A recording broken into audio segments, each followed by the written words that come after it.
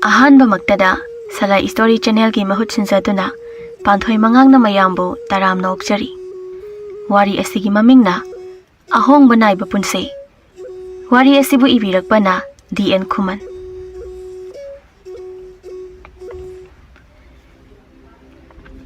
Mitlubi ingkhalakpagi haunabi koiba langba yamna pamjai. Adubu mama amadi mabungnadi madu pamjade. Adubu mitlubidi matam laiba khibikta koibasi yamna pamjai. Mitlubigi mama tonthoi mabu ingtapi aranba tawba khak yaramde. Aduga mitlubigi mabung mangansu mingonda kaijade. Mabung machan anido yamna nungsinana sulaiminai. Machan mitlubi bu seksina senaba haibasi mangangi soifadraba thaudang oirami. Nongmagi namitni ayuki matamni. Mama tonthoi ado ayuki chak loisinaba hobi hotnari. Ibema tariba nangbo pung kya tarabage amukta yengo. Mitlubi sa college ananaba dress up tarambani. Mama na hairibado tabadagi phone adu lauthoklaga pung yenglami. Adogi matong mamagi manakta sanglei. Imao, pung budi yamna thengbo oidri. Ado ima, nong mata sak singa na suloi loide. Nong mata so chak ingna charaga college pa phangdeba. Ibema, ihada tawrini ni he. Ima sunga na thongningi bani, hekta ngamde.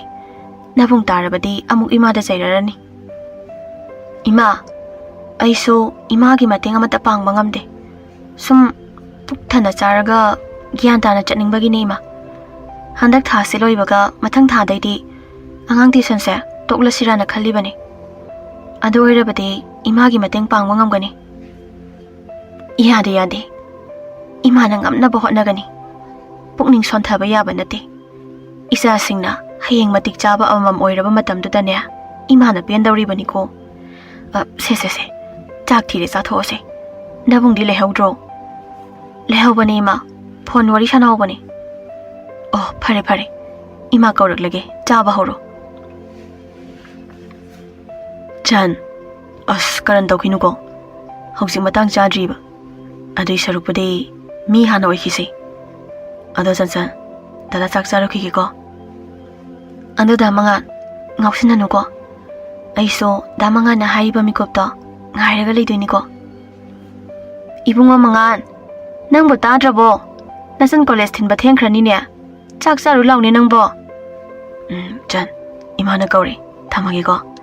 Ando love you.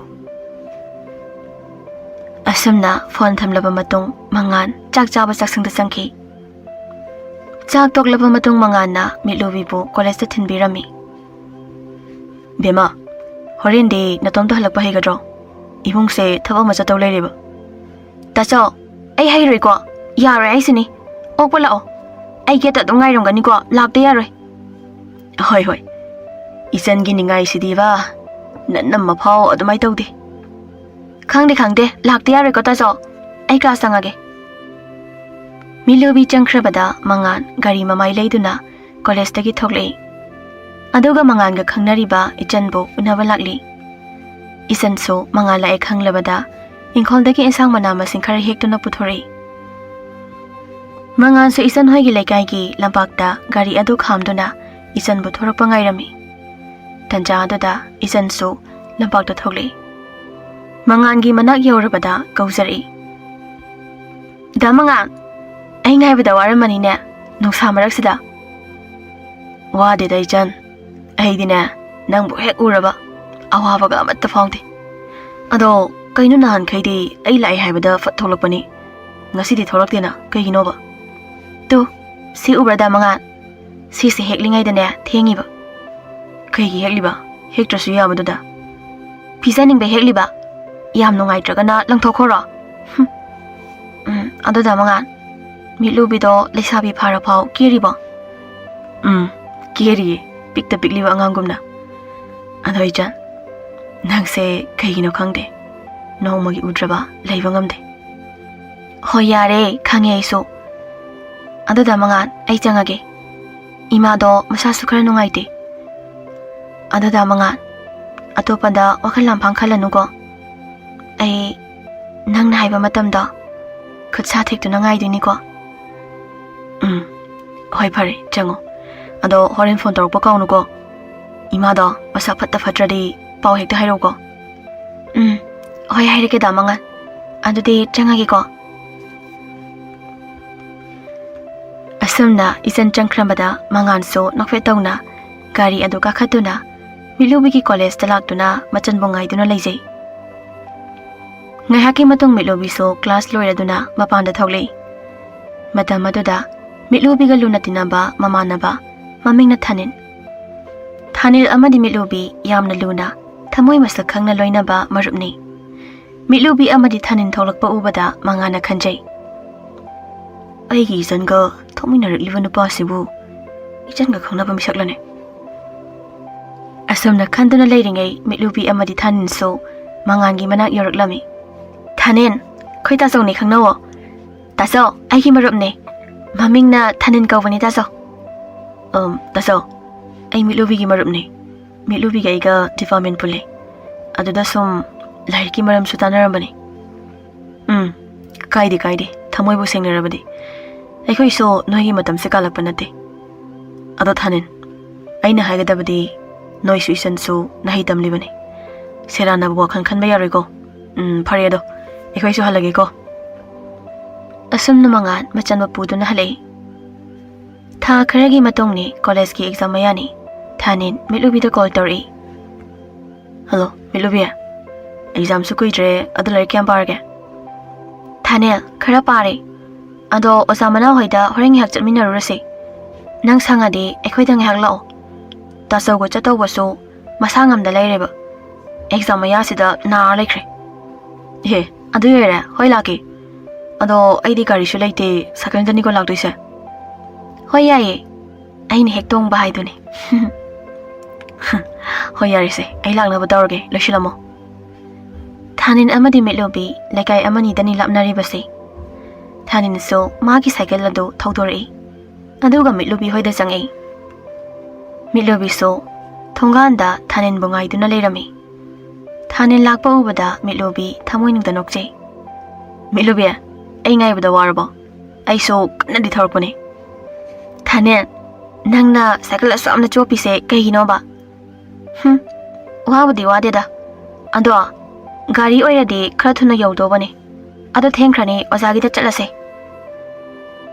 Asumna cycle aduda Milubi tonglaga Thanil makhoi ani osagi da laklami. Ngaihaki matong oza manau gi yum yorami. Oza manau so sangoida lairik ama paduna leiri. Milubi na oza haina kawba tabadagi oza manau na asumna hairi. Oh, noi laidana. Aduni dana thawa yawba haibase. Sadra oiringai adumna pukning changbase. Oza di pukning thogatlibani. Ado Milubi nangi question answer do sida leirise. Phasana hotnaroko. Hoi oza, yamna nungaijare. Adudi amuk hanjarage oza. Asi hayamlaba matong amuk hanminari. Lakpagi lambida Milubina Thaninda asumna hairi. Thanil, kainam hange saunuko. Hango. Kay hange aino. Asukoi na loinarakpasidabo nangonda ina sawbokhrabane. Hayo, kay hangningino. Adubura, nangi khangnabaga leibra. He, kaidi wano. Adu wado haraganuko ai hinadeba. Ado Milubi, nangi di khangnaba leiraba. Aina hana hangbane. Aduna nang hana kumo. Milubi, ai di lairabane. Ai muk lairababu kana lairamgane. Isagi janaba phawba leitraba matamsida nupi koibagi wakhanga changdeda. Lairik bu hotnagadra yumgi bu khangadra. Yare. Nangi di lairaba haibase hekto tapi wangang khudingi. Ado Thanin aigi se laiteda. Ado ngasidi ai nangonda kainama pige ko. Hoi. Ado Milubi. Noi tasawdo magi thabok to potharabo. Yumda dum leidubo. Matam watpagi ne. Yumda leido. Ado hayeng college kharangana lauko. Asumna wari saraga lakpana Milubi gi yum yoraklami. Thanin di changakpa tali haibadagi thonganda ngahak leirami. Milubi su imung changluraga diary ama puthori. Aduga Thanin da pirami. Thanin se. Sise mangan ganuko. ꯐꯖꯅ ꯊꯝꯖꯤꯜꯂꯨꯀꯣ ꯑꯗꯣ ꯑꯩꯁꯨ ꯆꯪꯉꯒꯦ ꯅꯪꯁꯨ ꯍꯜꯂꯣꯀꯣ ꯊꯥꯅꯤꯟꯁꯨ ꯍꯣꯏ ꯍꯥꯏꯗꯨꯅ ꯆꯠꯈꯤ ꯃꯤꯠꯂꯨꯕꯤꯁꯨ ꯊꯥꯅꯤꯟꯕꯨ ꯉꯥꯏꯍꯥꯛ ꯌꯦꯡꯂꯝꯂꯒ ꯃꯌꯨꯝꯗ ꯆꯪꯂꯛꯏ ꯑꯁꯨꯝꯅ ꯊꯥꯅꯤꯟ ꯃꯤꯠꯂꯨꯕꯤ ꯊꯃꯣꯏ ꯃꯁꯛ ꯈꯪꯅꯅ ꯁꯥꯎꯅꯗ ꯂꯨꯅ ꯂꯣꯏꯅꯖꯩ ꯃꯇꯝ ꯈꯔꯒꯤ ꯃꯇꯨꯡ ꯀꯣꯂꯦꯖ ꯑꯦꯛꯖꯥꯝ ꯍꯧꯔꯝꯃꯤ ꯑꯦꯛꯖꯥꯝ ꯑꯗꯨꯗꯁꯨ ꯃꯤꯠꯂꯨꯕꯤ ꯑꯃꯗꯤ ꯊꯥꯅꯤꯟꯅ ꯃꯌꯥꯝꯗꯒꯤ ꯃꯀꯣꯛ ꯃꯊꯪ ꯇꯥꯔꯝꯃꯤ ꯅꯣꯡꯃ ꯃꯉꯥꯟꯅ ꯊꯥꯅꯤꯟꯕꯨ ꯃꯌꯨꯝꯗ ꯀꯧꯗꯨꯅ ꯃꯤꯠꯂꯨꯕꯤꯒ ꯊꯥꯅꯤꯟꯒ ꯆꯥꯛ ꯆꯔꯥ ꯑꯍꯥꯎꯕ ꯑꯃ ꯄꯤꯖꯔꯝꯃꯤ ꯑꯁꯨꯝꯅ ꯀꯣꯂꯦꯖ ꯑꯣꯐ ꯑꯣꯏꯔꯤꯉꯩ ꯃꯤꯠꯂꯨꯕꯤ ꯑꯃꯗꯤ ꯊꯥꯅꯤꯟ ꯃꯐꯝ ꯀꯌꯥ ꯀꯣꯏꯔꯝꯃꯤ ꯐꯖꯕ ꯃꯐꯝ ꯀꯌꯥꯗ ꯐꯝꯗꯨꯅ ꯊꯃꯣꯏꯒꯤ ꯄꯥꯎꯈꯣꯡ ꯆꯟꯅꯔꯤ ꯑꯗꯨꯕꯨ ꯃꯤꯑꯣꯏꯕ ꯑꯩꯈꯣꯏꯒꯤ ꯈꯣꯡꯆꯠ ꯑꯁꯤ ꯆꯠꯂꯤꯕ ꯂꯝꯕꯤꯗꯨꯅ ꯑꯔꯣꯏꯕ ꯅꯠꯇꯦ ꯍꯥꯏꯅꯕꯒꯨꯝ ꯃꯇꯝꯅ ꯄꯨꯔꯛꯄ ꯑꯍꯣꯡꯕ ꯃꯍꯥꯛꯅ ꯅꯛꯅ ꯂꯨꯅ ꯇꯤꯟꯅꯖꯕ ꯊꯥꯅꯤꯟ ꯑꯃꯗꯤ ꯃꯤꯠꯂꯨꯕꯤ ꯃꯥꯒꯤ ꯊꯕꯛꯅ ꯃꯔꯝ ꯑꯣꯏꯔꯒ ꯂꯥꯞꯅꯔꯝꯃꯤ ꯑꯃꯔꯣꯝꯗ ꯏꯆꯟ ꯑꯃꯗꯤ ꯃꯉꯥꯟꯁꯨ ꯌꯨꯝꯕꯥꯜ ꯂꯝꯕꯤꯗ ꯑꯃꯠꯇ ꯑꯣꯏꯅ ꯈꯣꯡꯗꯥꯔꯝꯃꯤ ꯃꯇꯝ ꯑꯁꯤ ꯃꯤꯠꯂꯨꯕꯤ ꯄ꯭ꯔꯥꯏꯚꯦꯠ ꯀꯝꯄꯅꯤ ꯑꯃꯗ ꯃꯦꯅꯦꯖꯔꯒꯤ ꯐꯝ ꯄꯥꯏꯔꯝꯃꯤ ꯑꯗꯨꯒ ꯊꯥꯅꯤꯟꯗꯤ ꯂꯥꯏꯔꯤꯛ ꯍꯩꯔꯕꯁꯨ ꯁꯦꯜ ꯂꯩꯇꯕ ꯃꯔꯝꯅ ꯌꯨꯝ ꯁꯥꯕꯒꯤ ꯊꯕꯛꯇ ꯑꯣꯏꯅ ꯊꯕꯛ ꯁꯨꯔꯝꯃꯤ ꯊꯥꯅꯤꯟ ꯌꯨꯝ ꯁꯥꯕꯒꯤ ꯊꯕꯛ ꯆꯠꯅ ꯊꯕꯛ ꯑꯃ ꯇꯥꯟꯅꯔꯝꯃꯤ ꯊꯕꯛ ꯑꯗꯨꯗꯤ ꯑꯣꯏꯈꯤꯗꯦ ꯑꯁꯨꯝꯅ ꯊꯕꯛ ꯀꯌꯥ ꯇꯥꯟꯅꯖꯩ ꯑꯗꯨꯕꯨ ꯑꯃꯠꯇ ꯃꯥꯏ ꯄꯥꯛꯂꯝꯗꯦ ꯃꯔꯝ ꯑꯗꯨꯅ ꯌꯨꯝ ꯁꯥꯕꯒꯤ ꯊꯕꯛ ꯑꯁꯤꯗ ꯑꯗꯨꯃꯛ ꯊꯕꯛ ꯁꯨꯕ ꯇꯥꯔꯝꯃꯤ ꯉꯛꯇ꯭ꯔꯥ ꯏꯁꯣꯔ ꯃꯍꯥꯛꯁꯦ ꯂꯥꯏꯔꯕ ꯃꯆꯥ ꯀꯌꯥ ꯂꯥꯏꯔꯤꯛ ꯍꯩꯔꯕꯁꯨ ꯁꯤꯖꯤꯟꯅꯕ ꯌꯥꯗꯕ ꯄꯠꯂ ꯄꯨꯝꯂꯕ ꯏꯁꯤꯡꯒꯨꯝ ꯀꯥꯟꯅꯐꯝ ꯈꯪꯗꯅ ꯂꯩꯔꯤ ꯊꯥꯅꯤꯟ ꯅꯤꯡꯍꯟꯅꯕ ꯂꯩꯇ ꯊꯕꯛ ꯑꯗꯨꯕꯨ ꯊꯋꯥꯏ ꯌꯥꯎꯅ ꯁꯨꯖꯩ ꯅꯣꯡꯃ ꯊꯥꯅꯤꯟ ꯊꯕꯛ ꯁꯨꯔꯒ ꯍꯜꯂꯛꯄꯗ ꯃꯤꯠꯂꯨꯕꯤꯒ ꯂꯝꯕꯤꯗ ꯊꯦꯡꯅꯔꯝꯃꯤ ꯊꯥꯅꯤꯟ ꯀꯥꯏꯗ ꯆꯠꯂꯣꯏꯅꯣ ꯃꯤꯠꯂꯨꯕꯤ ꯑꯩ ꯊꯕꯛ ꯑꯃ ꯆꯠꯂꯨꯕꯅꯤ ꯑꯗꯣ ꯅꯪꯗꯤ ꯑꯣꯐꯤꯁꯇꯒꯤ ꯍꯜꯂꯛꯏ ꯑꯣꯏꯔꯝꯅꯤꯅꯦ ꯍꯣꯏ ꯑꯗꯣ ꯅꯪꯗꯤ ꯌꯥꯝ ꯅꯨꯡꯉꯥꯏꯈ꯭ꯔ ꯃꯥꯜꯂꯦ ꯑꯩꯒꯁꯦ ꯅꯤꯡꯁꯤꯡꯕꯤꯔꯛꯈꯤꯗ꯭ꯔꯦ ꯐꯣꯟꯁꯨ ꯇꯧꯔꯛꯈꯤꯗ꯭ꯔꯦ ꯑꯩꯕꯨ ꯀꯥꯎꯔꯕꯣ ꯑꯩꯗꯤ ꯅꯪꯕꯨ ꯀꯥꯎꯕꯁꯨ ꯉꯝꯗꯦ ꯊꯕꯛꯅ ꯌꯥꯗꯕꯒꯤꯅꯤ ꯊꯥꯅꯤꯟ ꯃꯤꯠꯂꯨꯕꯤꯒꯤ ꯋꯥꯍꯩ ꯑꯗꯨ ꯇꯥꯔꯒ ꯊꯃꯣꯏ ꯑꯗꯨ ꯈꯔ ꯅꯨꯡꯉꯥꯏꯕ ꯐꯥꯎꯖꯩ ꯑꯗꯣ ꯊꯥꯅꯤꯟ ꯍꯌꯦꯡꯗꯤ ꯑꯣꯐꯤꯁ ꯆꯠꯂꯣꯏ ꯀꯣꯏꯔꯨꯁꯤꯀꯣ ꯅꯪ ꯍꯌꯦꯡ ꯁꯪꯗꯦꯅ ꯍꯥꯏꯕ ꯌꯥꯔꯣꯏꯀꯣ ꯑꯗꯨ ꯊꯦꯡꯈ꯭ꯔꯦ ꯑꯩ ꯌꯨꯝꯗ ꯍꯜꯂꯒꯦꯀꯣ ꯕꯥꯏ ꯕꯥꯏ ꯑꯁꯨꯝꯅ ꯃꯤꯠꯂꯨꯕꯤ ꯆꯠꯈ꯭ꯔꯕꯗ ꯊꯥꯅꯤꯟꯁꯨ ꯃꯌꯨꯝꯗ ꯆꯪꯂꯛꯏ ꯊꯥꯅꯤꯟ ꯃꯌꯨꯝ ꯌꯧꯔꯕꯗ ꯋꯥꯈꯜ ꯑꯃ ꯈꯟꯖꯩ ꯀꯩꯅꯣ ꯉꯁꯤꯗꯤ ꯌꯥꯝꯅ ꯊꯥꯖꯗꯅ ꯃꯤꯠꯂꯨꯕꯤꯒ ꯊꯦꯡꯅꯔꯤꯁꯤꯕꯣ ꯑꯩꯁꯦ ꯀꯌꯥꯗ ꯏꯀꯥꯏꯈ꯭ꯔꯕꯅꯣ ꯉꯁꯤꯁꯦ ꯑꯗꯨꯕꯨ ꯃꯤꯠꯂꯨꯕꯤ ꯅꯪ ꯑꯩ ꯀꯣꯂꯦꯖꯇ ꯁꯛꯈꯪꯅꯈꯤꯕ ꯃꯤꯀꯨꯞꯇꯨꯗꯒꯤ ꯊꯥꯅꯤꯟꯒꯤ ꯂꯥꯏꯔ ꯊꯃꯣꯏꯁꯤꯗ ꯅꯪꯕꯨꯗꯤ ꯀꯅꯥ ꯈꯪꯍꯟꯗ ꯂꯥꯠꯆꯈꯤꯕꯅꯤꯀꯣ ꯅꯪꯒꯤ ꯆꯝꯅ ꯐꯖꯔꯕ ꯃꯥꯏꯊꯣꯡꯗꯨꯒꯤ ꯃꯄꯨꯗꯤ ꯑꯩ ꯑꯣꯏꯕ ꯉꯝꯂꯔꯣꯏꯀꯣ ꯐꯔꯦ ꯍꯌꯦꯡꯁꯦ ꯑꯩ ꯊꯕꯛ ꯂꯦꯞꯄꯒꯦ ꯉꯁꯤ ꯐꯥꯎꯕ ꯊꯕꯛ ꯐꯅ ꯌꯥꯝꯅ ꯂꯩꯔꯕꯁꯨ ꯑꯩ ꯅꯪꯅ ꯍꯥꯏꯕꯗꯤ ꯌꯥꯈꯤꯕꯅꯦ ꯌꯥꯁꯨ ꯌꯥꯈꯤꯅꯤ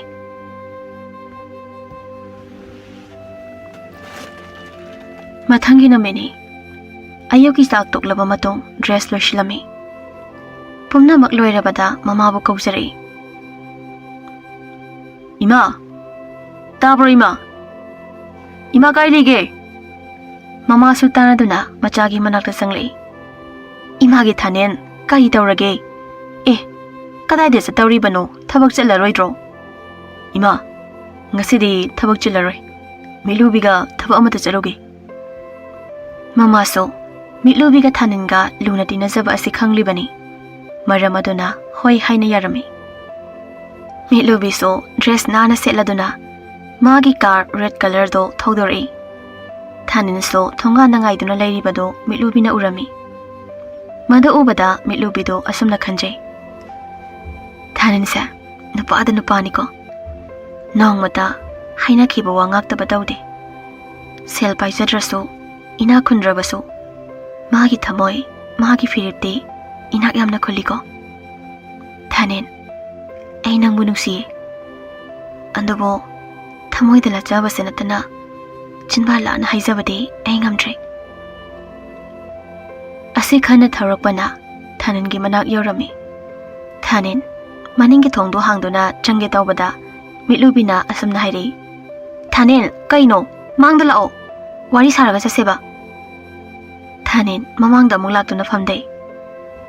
Asumna ngahak tharuklaba matungda, achikpa mafam amada gari adu khamlami.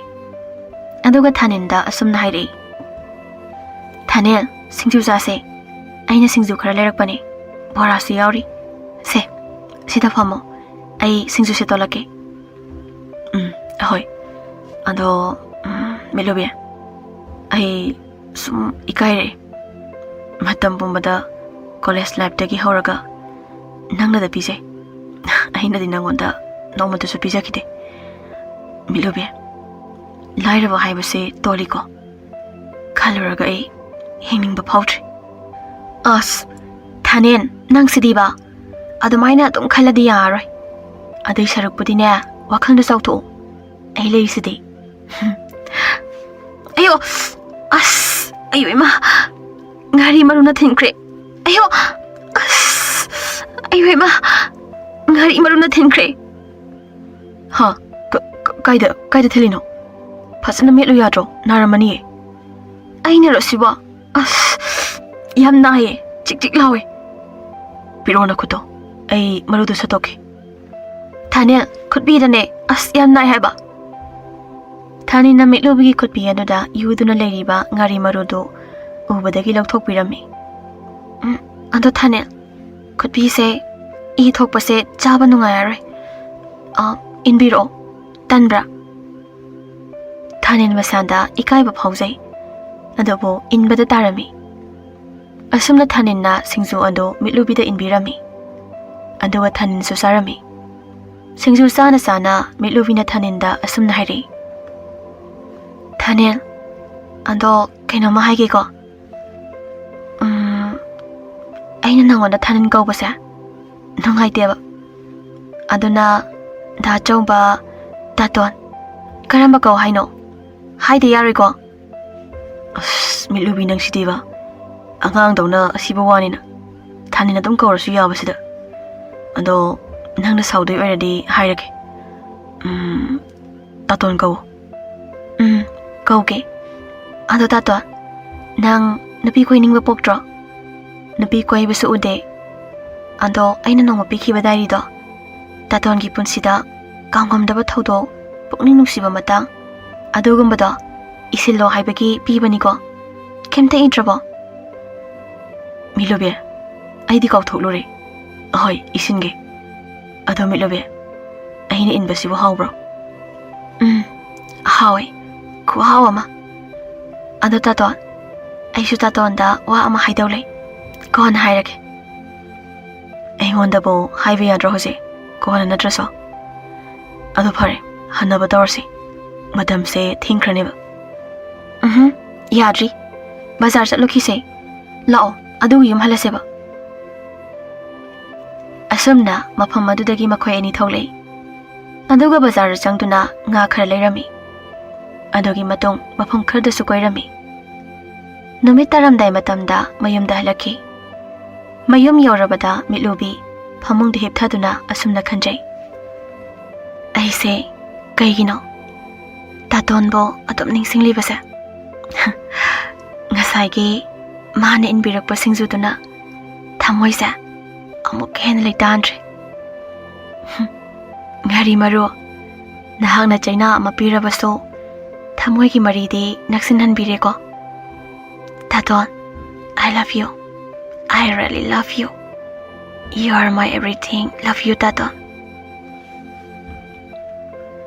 Ngasi fao, Taton, nang nataba nupa amata pamte. Aina college hek kawa mikuptagi. Taton nataba kana amata khankidri. Aigi awan nungai khongsa sida. Taton, nahakta na sarup yabirakpani. Ai ngasi so Taton bu kaudri. Nakal amaromda Thanin so diary ando chena ama phaktoklaga sumna ijari. Milubi, ngasigi numitsa, aigi oinadi, thamoigi ahanba nungsi lamaida, thamoigi nungsigi mayang na irage ko, aigi thamoigi lairembe, Napa oirabasu nahaki nafamdadi thongna pumba mangkhre. Nafamda haige khanba wahaido diary asida oina isinjarake. Asumna iraba matong Thaninna Milubida call tawri. Milube chak charabo kaidaramino hojikbo. Tatwa ngasidi call nga tawri yam thajade ko. Thajadaba ngaktani tatona tawrise. Chakpudi chadriye chaningdrena. Ngasai tatona inwirakpa singsudo aduna pukse thale. Ado tatwa ai hayengdi office ngana kumakani koirusiko. Milube hayengdi ai thabak chatoini. Ado nangna hairabanina ai yarake. Tatwa thabak haise kari thabakno? Yamna lubro. Chataba sunga yandabro. Imana bagidanida. Chatrasu yai. Ado Milube ai sinangonda kainam hainingbani. Hayeng sa hairage. Ai thabak ka chalar. Tatwa ai su kainam ba haidau lai. Ado tatwa ima change thamage ko. Good night. Adamna waring hak sarava matungda tumnaki. Mathangi numini Thanin wakhal nungaina mamonga noksei. Aduga diary ado pairaga chena ama amuk phaklaba matungda asumna irami. Ngasigi namise Milube nahaki nafamda thamoigi aseng manungsibasa phongdoklage ko.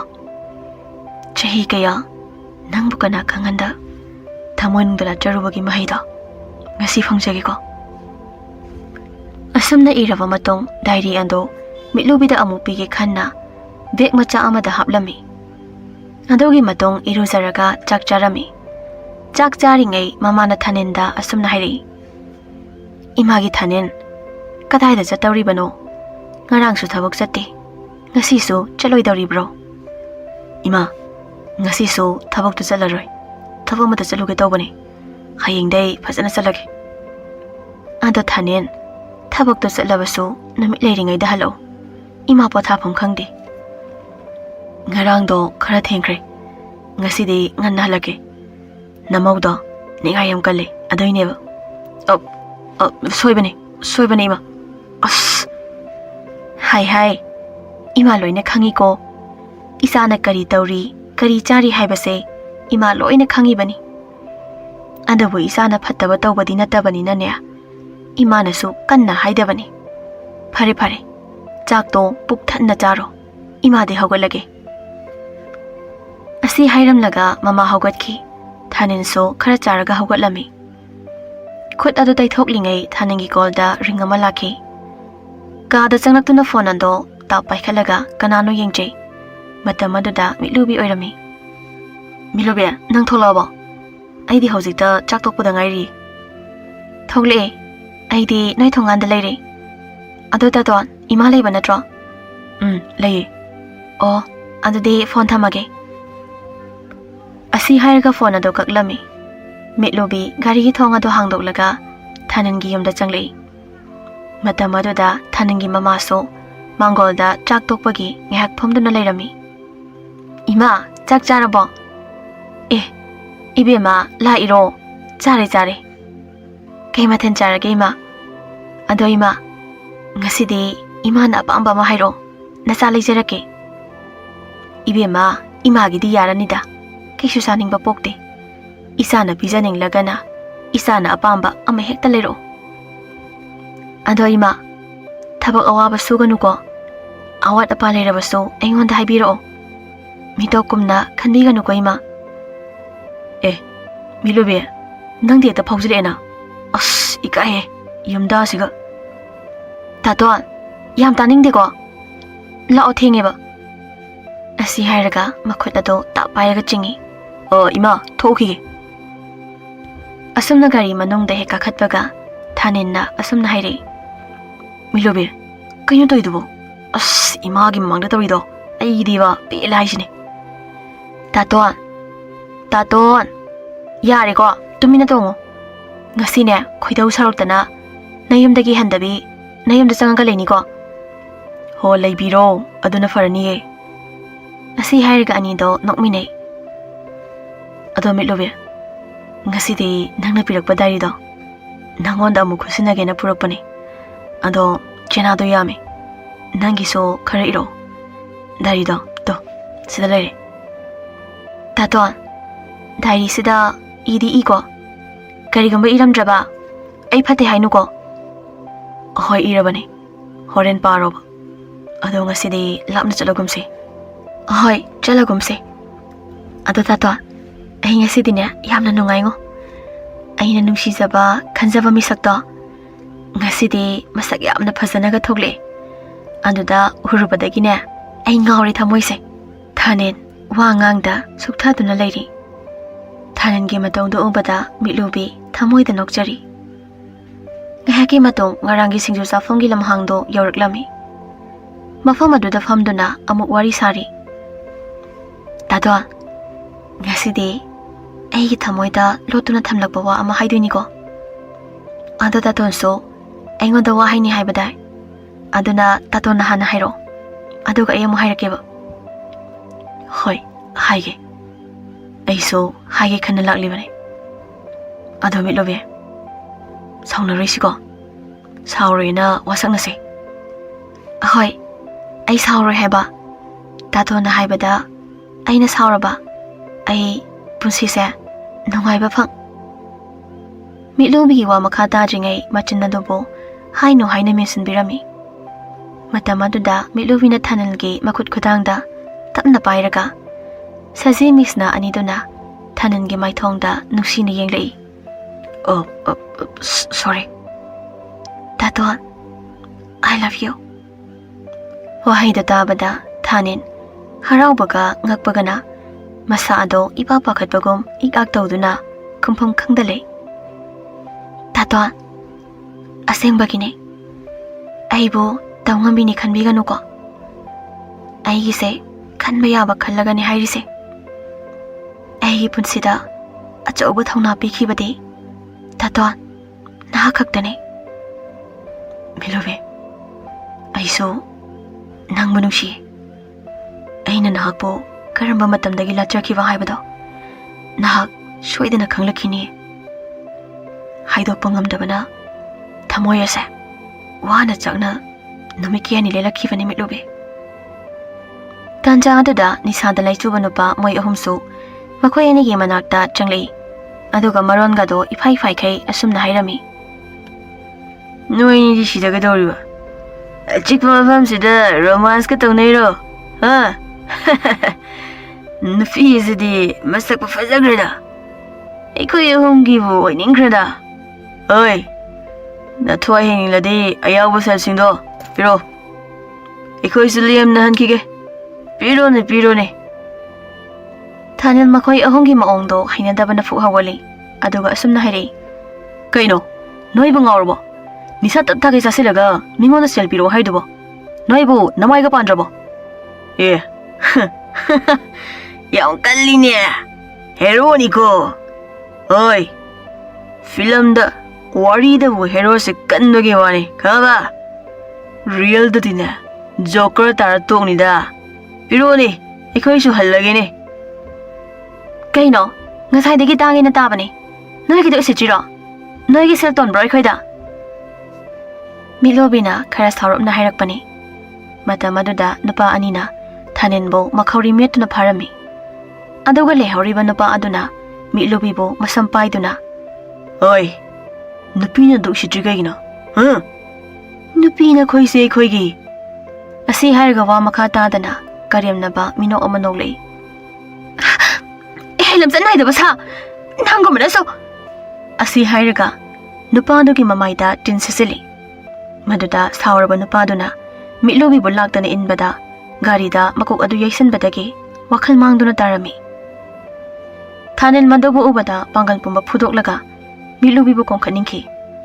Adaba nupa ani oikibana pangal thokpa ngamjaramde. Mitlobigi phibam ubada nupa ahumdo yamna pakhatlami. Mitlobigi mawong ubada mitlobi sire haina moi ahumna khalami. Maram aduna nupa amagi phurit sagaiduna thaninbo phaduna manak nakpada leiba chingamada laklami.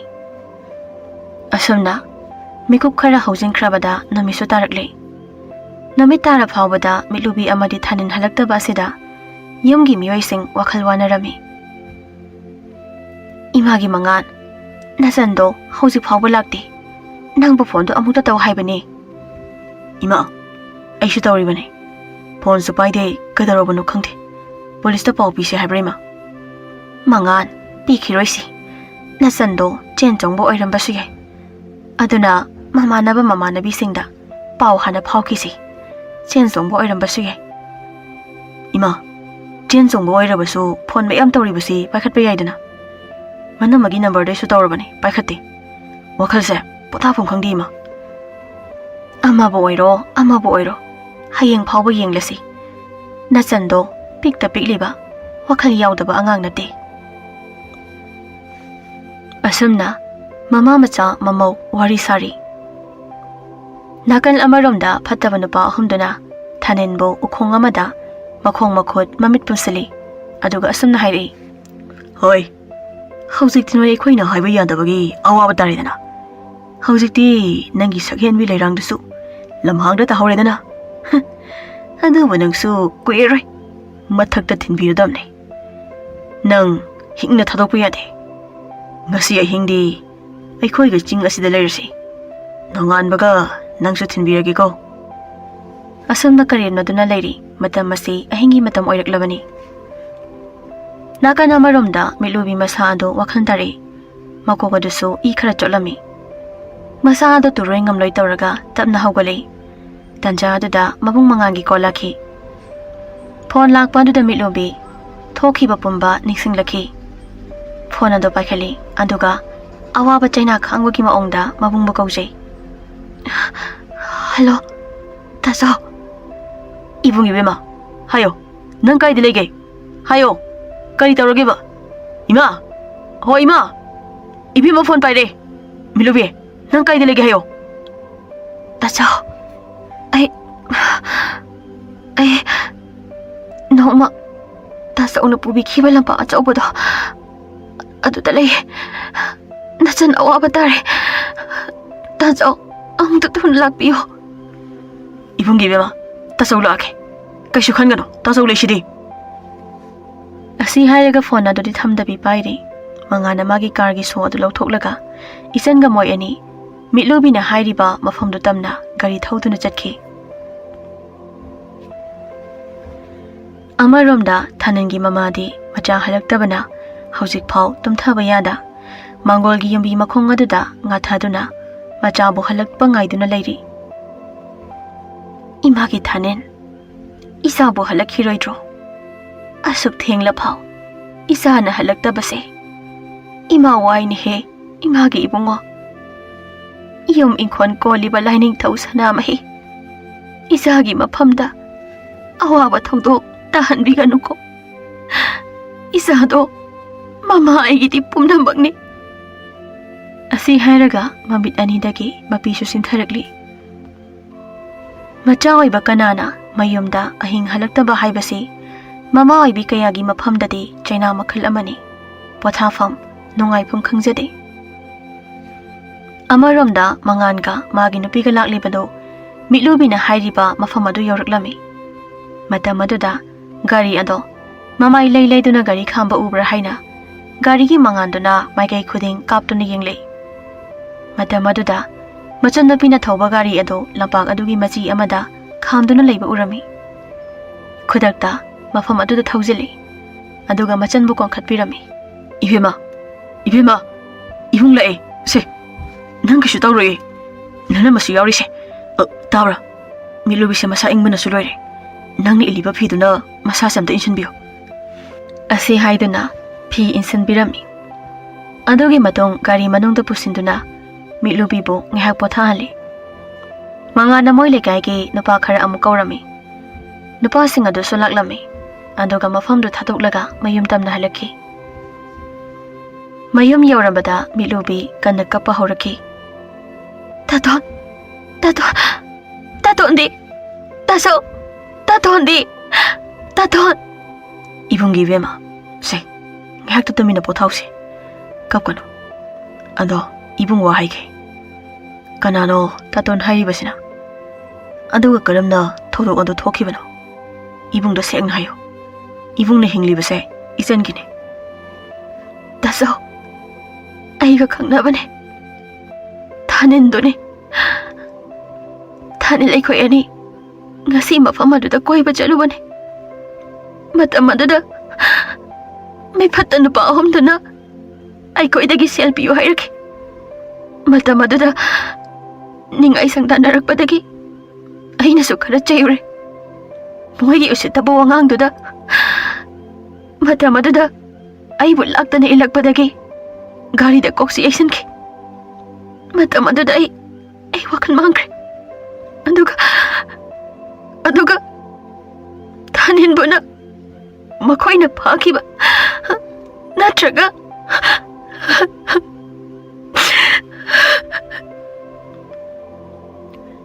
ꯑꯁꯤ ꯍꯥꯏꯔꯒ ꯃꯈꯥ ꯇꯥꯕ ꯉꯝꯗꯅ ꯀꯞꯆꯩ.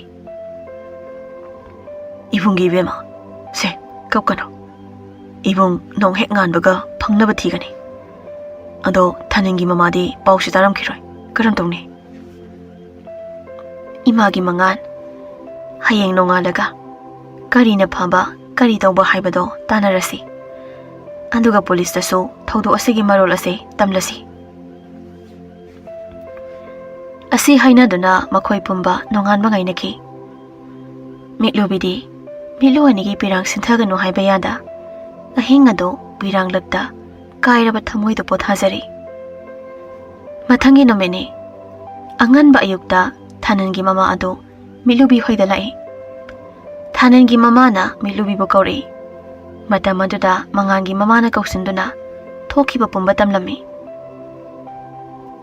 ꯏꯅꯥꯎ, ꯀꯩꯁꯨ ꯅꯨꯡꯁꯥ ꯊꯤꯒꯅꯨ. ꯏꯆꯥꯅꯨꯄꯥꯁꯨ ꯄꯨꯂꯤꯁꯇ ꯆꯠꯈ꯭ꯔꯤ. ꯊꯥꯅꯟꯒꯤ ꯃꯃꯥꯗꯤ ꯄꯥꯎ ꯑꯗꯨ ꯇꯥꯕꯗ ꯀꯞꯆꯕ ꯅꯠꯇꯅ ꯀꯩꯁꯨ ꯊꯧꯅꯥ ꯂꯩꯖꯗꯦ. ꯊꯥꯅꯟꯒꯤ ꯃꯃꯥꯅ ꯀꯞꯄ ꯇꯥꯔꯒ ꯃꯤꯠꯂꯨꯕꯤ ꯃꯥꯒꯤ ꯀꯥꯗꯒꯤ ꯆꯦꯟꯊꯣꯔꯛꯇꯨꯅ ꯏꯃꯥ ꯍꯥꯏꯅ ꯀꯣꯟꯗꯨꯅ ꯀꯞꯆꯩ. ꯊꯥꯅꯟꯒꯤ ꯃꯃꯥꯁꯨ ꯃꯤꯠꯂꯨꯕꯤꯕꯨ ꯀꯣꯟꯗꯨꯅ ꯀꯞꯆꯩ. ꯑꯗꯨꯒ ꯑꯁꯨꯝꯅ ꯍꯥꯏꯔꯤ. 이마ꯒꯤ ꯃꯤꯠꯂꯨꯕꯤ, ꯑꯩꯈꯣꯏ ꯊꯥꯅꯤꯟꯗꯣ ꯑꯋꯥꯐꯝꯗ ꯇꯥꯔꯦ. ꯏꯆꯥꯕꯨ ꯀꯅꯥꯅ ꯀꯟꯕꯤꯒꯅꯤ? ꯃꯤꯠꯂꯨꯕꯤ ꯇꯧꯐꯝ ꯈꯪꯖꯗꯦ. ꯑꯍꯤꯡꯁꯨ ꯇꯨꯝꯗꯅ ꯀꯞꯈꯤꯕꯅ ꯃꯀꯣꯛꯇꯨꯁꯨ ꯁꯣꯛꯈꯤꯕꯒ ꯀꯞꯃꯟꯕꯗꯒꯤ ꯃꯤꯠꯂꯨꯕꯤꯗꯣ ꯋꯥꯟꯊꯔꯛꯈꯤ. ꯃꯌꯥꯝ ꯆꯪꯗꯨꯅ ꯃꯤꯠꯂꯨꯕꯤꯕꯨ ꯂꯥꯏꯀꯠꯅꯔꯤ. ꯅꯥꯀꯟ ꯑꯃꯗꯅ ꯊꯥꯅꯤꯟꯅ ꯐꯠꯇꯕ ꯑꯍꯨꯝꯗꯨꯗ ꯑꯁꯨꯝꯅ ꯍꯥꯏꯔꯤ. ꯑꯩꯒꯤ ꯄꯨꯜꯂꯤꯕꯁꯤꯡꯁꯦ ꯊꯥꯗꯣꯛꯑꯣ. ꯑꯗꯨ ꯄꯥꯡꯗꯕ ꯅꯨꯄꯥꯅꯕꯨ ꯉꯝꯂꯕꯗꯤ ꯂꯝꯕꯥꯅꯁꯦ. ꯅꯈꯨꯠ ꯆꯜꯂꯤ ꯍꯥꯏꯗꯨꯅ ꯑꯗꯨꯝꯅ ꯎꯁꯤꯠꯇꯕꯗꯤ ꯊꯨꯏ. ꯄꯥꯡꯗꯕ. ꯑꯁꯤ ꯍꯥꯏꯔꯒ ꯃꯇꯤꯟ ꯁꯦꯠꯆꯜꯂꯤ. ꯅꯨꯄꯥ ꯑꯍꯨꯝꯗꯨꯅ ꯊꯥꯅꯤꯟꯕꯨ ꯑꯃꯨꯛ ꯇꯞꯇꯥꯕ ꯃꯈꯩ ꯐꯨꯕꯤꯔꯝꯃꯤ.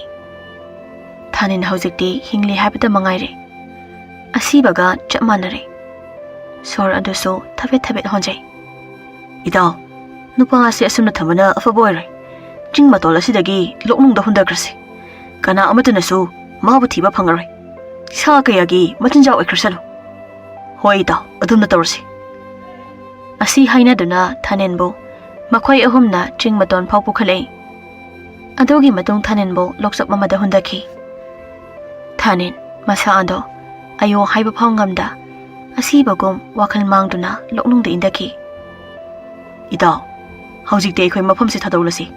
ꯀꯅꯥꯒꯨꯝꯕꯅ ꯈꯪꯈ꯭ꯔꯕꯗꯤ ꯑꯩꯈꯣꯏ ꯍꯤꯡꯅꯤ ꯊꯥꯖꯗꯦ. ꯍꯣꯏ ꯏꯇꯥꯎ, ꯑꯩꯈꯣꯏ ꯌꯨꯝ ꯍꯜꯂꯁꯤ. ꯑꯃꯔꯣꯝꯗ ꯊꯥꯅꯤꯟ ꯂꯥꯏꯅ ꯆꯥꯟꯕ ꯍꯥꯏꯒꯗ꯭ꯔꯥ ꯎꯔꯥ ꯑꯃꯗ ꯃꯍꯥꯛꯀꯤ ꯐꯨꯔꯤꯠꯇꯨꯅ ꯂꯧꯁꯤꯟꯈꯤꯕꯗꯒꯤ ꯂꯣꯛꯅꯨꯡ ꯃꯅꯨꯡꯗꯗꯤ ꯇꯥꯔꯛꯈꯤꯗ꯭ꯔꯦ. ꯅꯥꯀꯟ ꯑꯃꯗꯅ ꯄꯨꯂꯤꯁꯇ ꯄꯥꯎ ꯄꯤꯔꯕ ꯃꯇꯨꯡ ꯂꯝꯄꯥꯛ ꯑꯗꯨꯒꯤ ꯑꯀꯣꯏꯕ ꯃꯐꯝ ꯀꯌꯥꯗ ꯊꯥꯅꯤꯟꯕꯨ ꯀꯣꯏꯊꯤ ꯊꯤꯔꯝꯃꯤ. ꯑꯗꯨꯕꯨ ꯐꯪꯈꯤꯗꯦ. ꯄꯨꯂꯤꯁꯁꯤꯡꯗꯨꯁꯨ ꯊꯤꯕ ꯂꯦꯞꯇꯦ. ꯁꯟꯙ꯭ꯌꯥ ꯃꯇꯝ ꯑꯣꯏꯔꯛꯄꯗ ꯆꯤꯡ ꯑꯗꯨꯗ ꯂꯩꯕ ꯀꯧꯖꯦꯡ ꯍꯥꯔꯧ ꯇꯤꯟ ꯀꯥꯡ ꯀꯌꯥꯅ ꯈꯣꯡꯕ ꯍꯧꯔꯛꯂꯤ. ꯊꯥꯅꯤꯟ ꯑꯗꯨꯃꯛ ꯑꯁꯤꯕꯒꯨꯝ ꯌꯥꯇꯥꯗꯨꯅ ꯂꯩꯔꯤ. ꯑꯃꯔꯣꯝꯗꯅ ꯊꯥꯅꯤꯟꯒꯤ ꯃꯃꯥ ꯑꯗꯣ ꯀꯞꯇꯨꯅꯇ ꯂꯩꯈ꯭ꯔꯦ. ꯃꯃꯥ ꯃꯆꯥ ꯈꯛ ꯂꯩꯖꯕ ꯑꯁꯤꯗ ꯑꯋꯥꯕ ꯑꯃꯨꯛ ꯄꯤꯕꯤꯔꯔꯤ. ꯅꯨꯃꯤꯠ ꯇꯥꯔꯕꯗ ꯊꯥꯅꯤꯟꯒꯤ ꯃꯃꯥ ꯑꯗꯣ ꯃꯌꯨꯝꯗ ꯆꯠꯂꯒꯦ ꯍꯥꯏꯔꯝꯃꯤ. ꯃꯇꯝ ꯑꯗꯨꯗ ꯃꯉꯥꯟꯒꯤ ꯃꯃꯥꯅ ꯑꯁꯨꯝꯅ ꯍꯥꯏꯔꯝꯃꯤ. ꯏꯅꯥꯎ, ꯑꯩꯈꯣꯏꯗ ꯑꯗꯨꯝ ꯂꯩꯔꯁꯤ. ꯏꯆꯥ ꯊꯥꯅꯤꯟꯒꯤ ꯆꯞ ꯆꯥꯕ ꯑꯃ ꯈꯪꯗ꯭ꯔꯤꯕ ꯐꯥꯎꯕ. ꯑꯗꯨꯕꯨ ꯌꯥꯔꯝꯗꯦ. ꯃꯔꯝ ꯑꯗꯨꯅ ꯊꯤꯟꯕꯗ ꯇꯥꯔꯝꯃꯤ. ꯃꯇꯥꯡ ꯑꯗꯨꯗ ꯃꯤꯠꯂꯨꯕꯤ ꯊꯣꯛꯂꯛꯇꯨꯅ ꯑꯁꯨꯝꯅ ꯃꯃꯥ ꯑꯃꯗꯤ ꯃꯕꯨꯡꯗ ꯍꯥꯏꯔꯝꯃꯤ.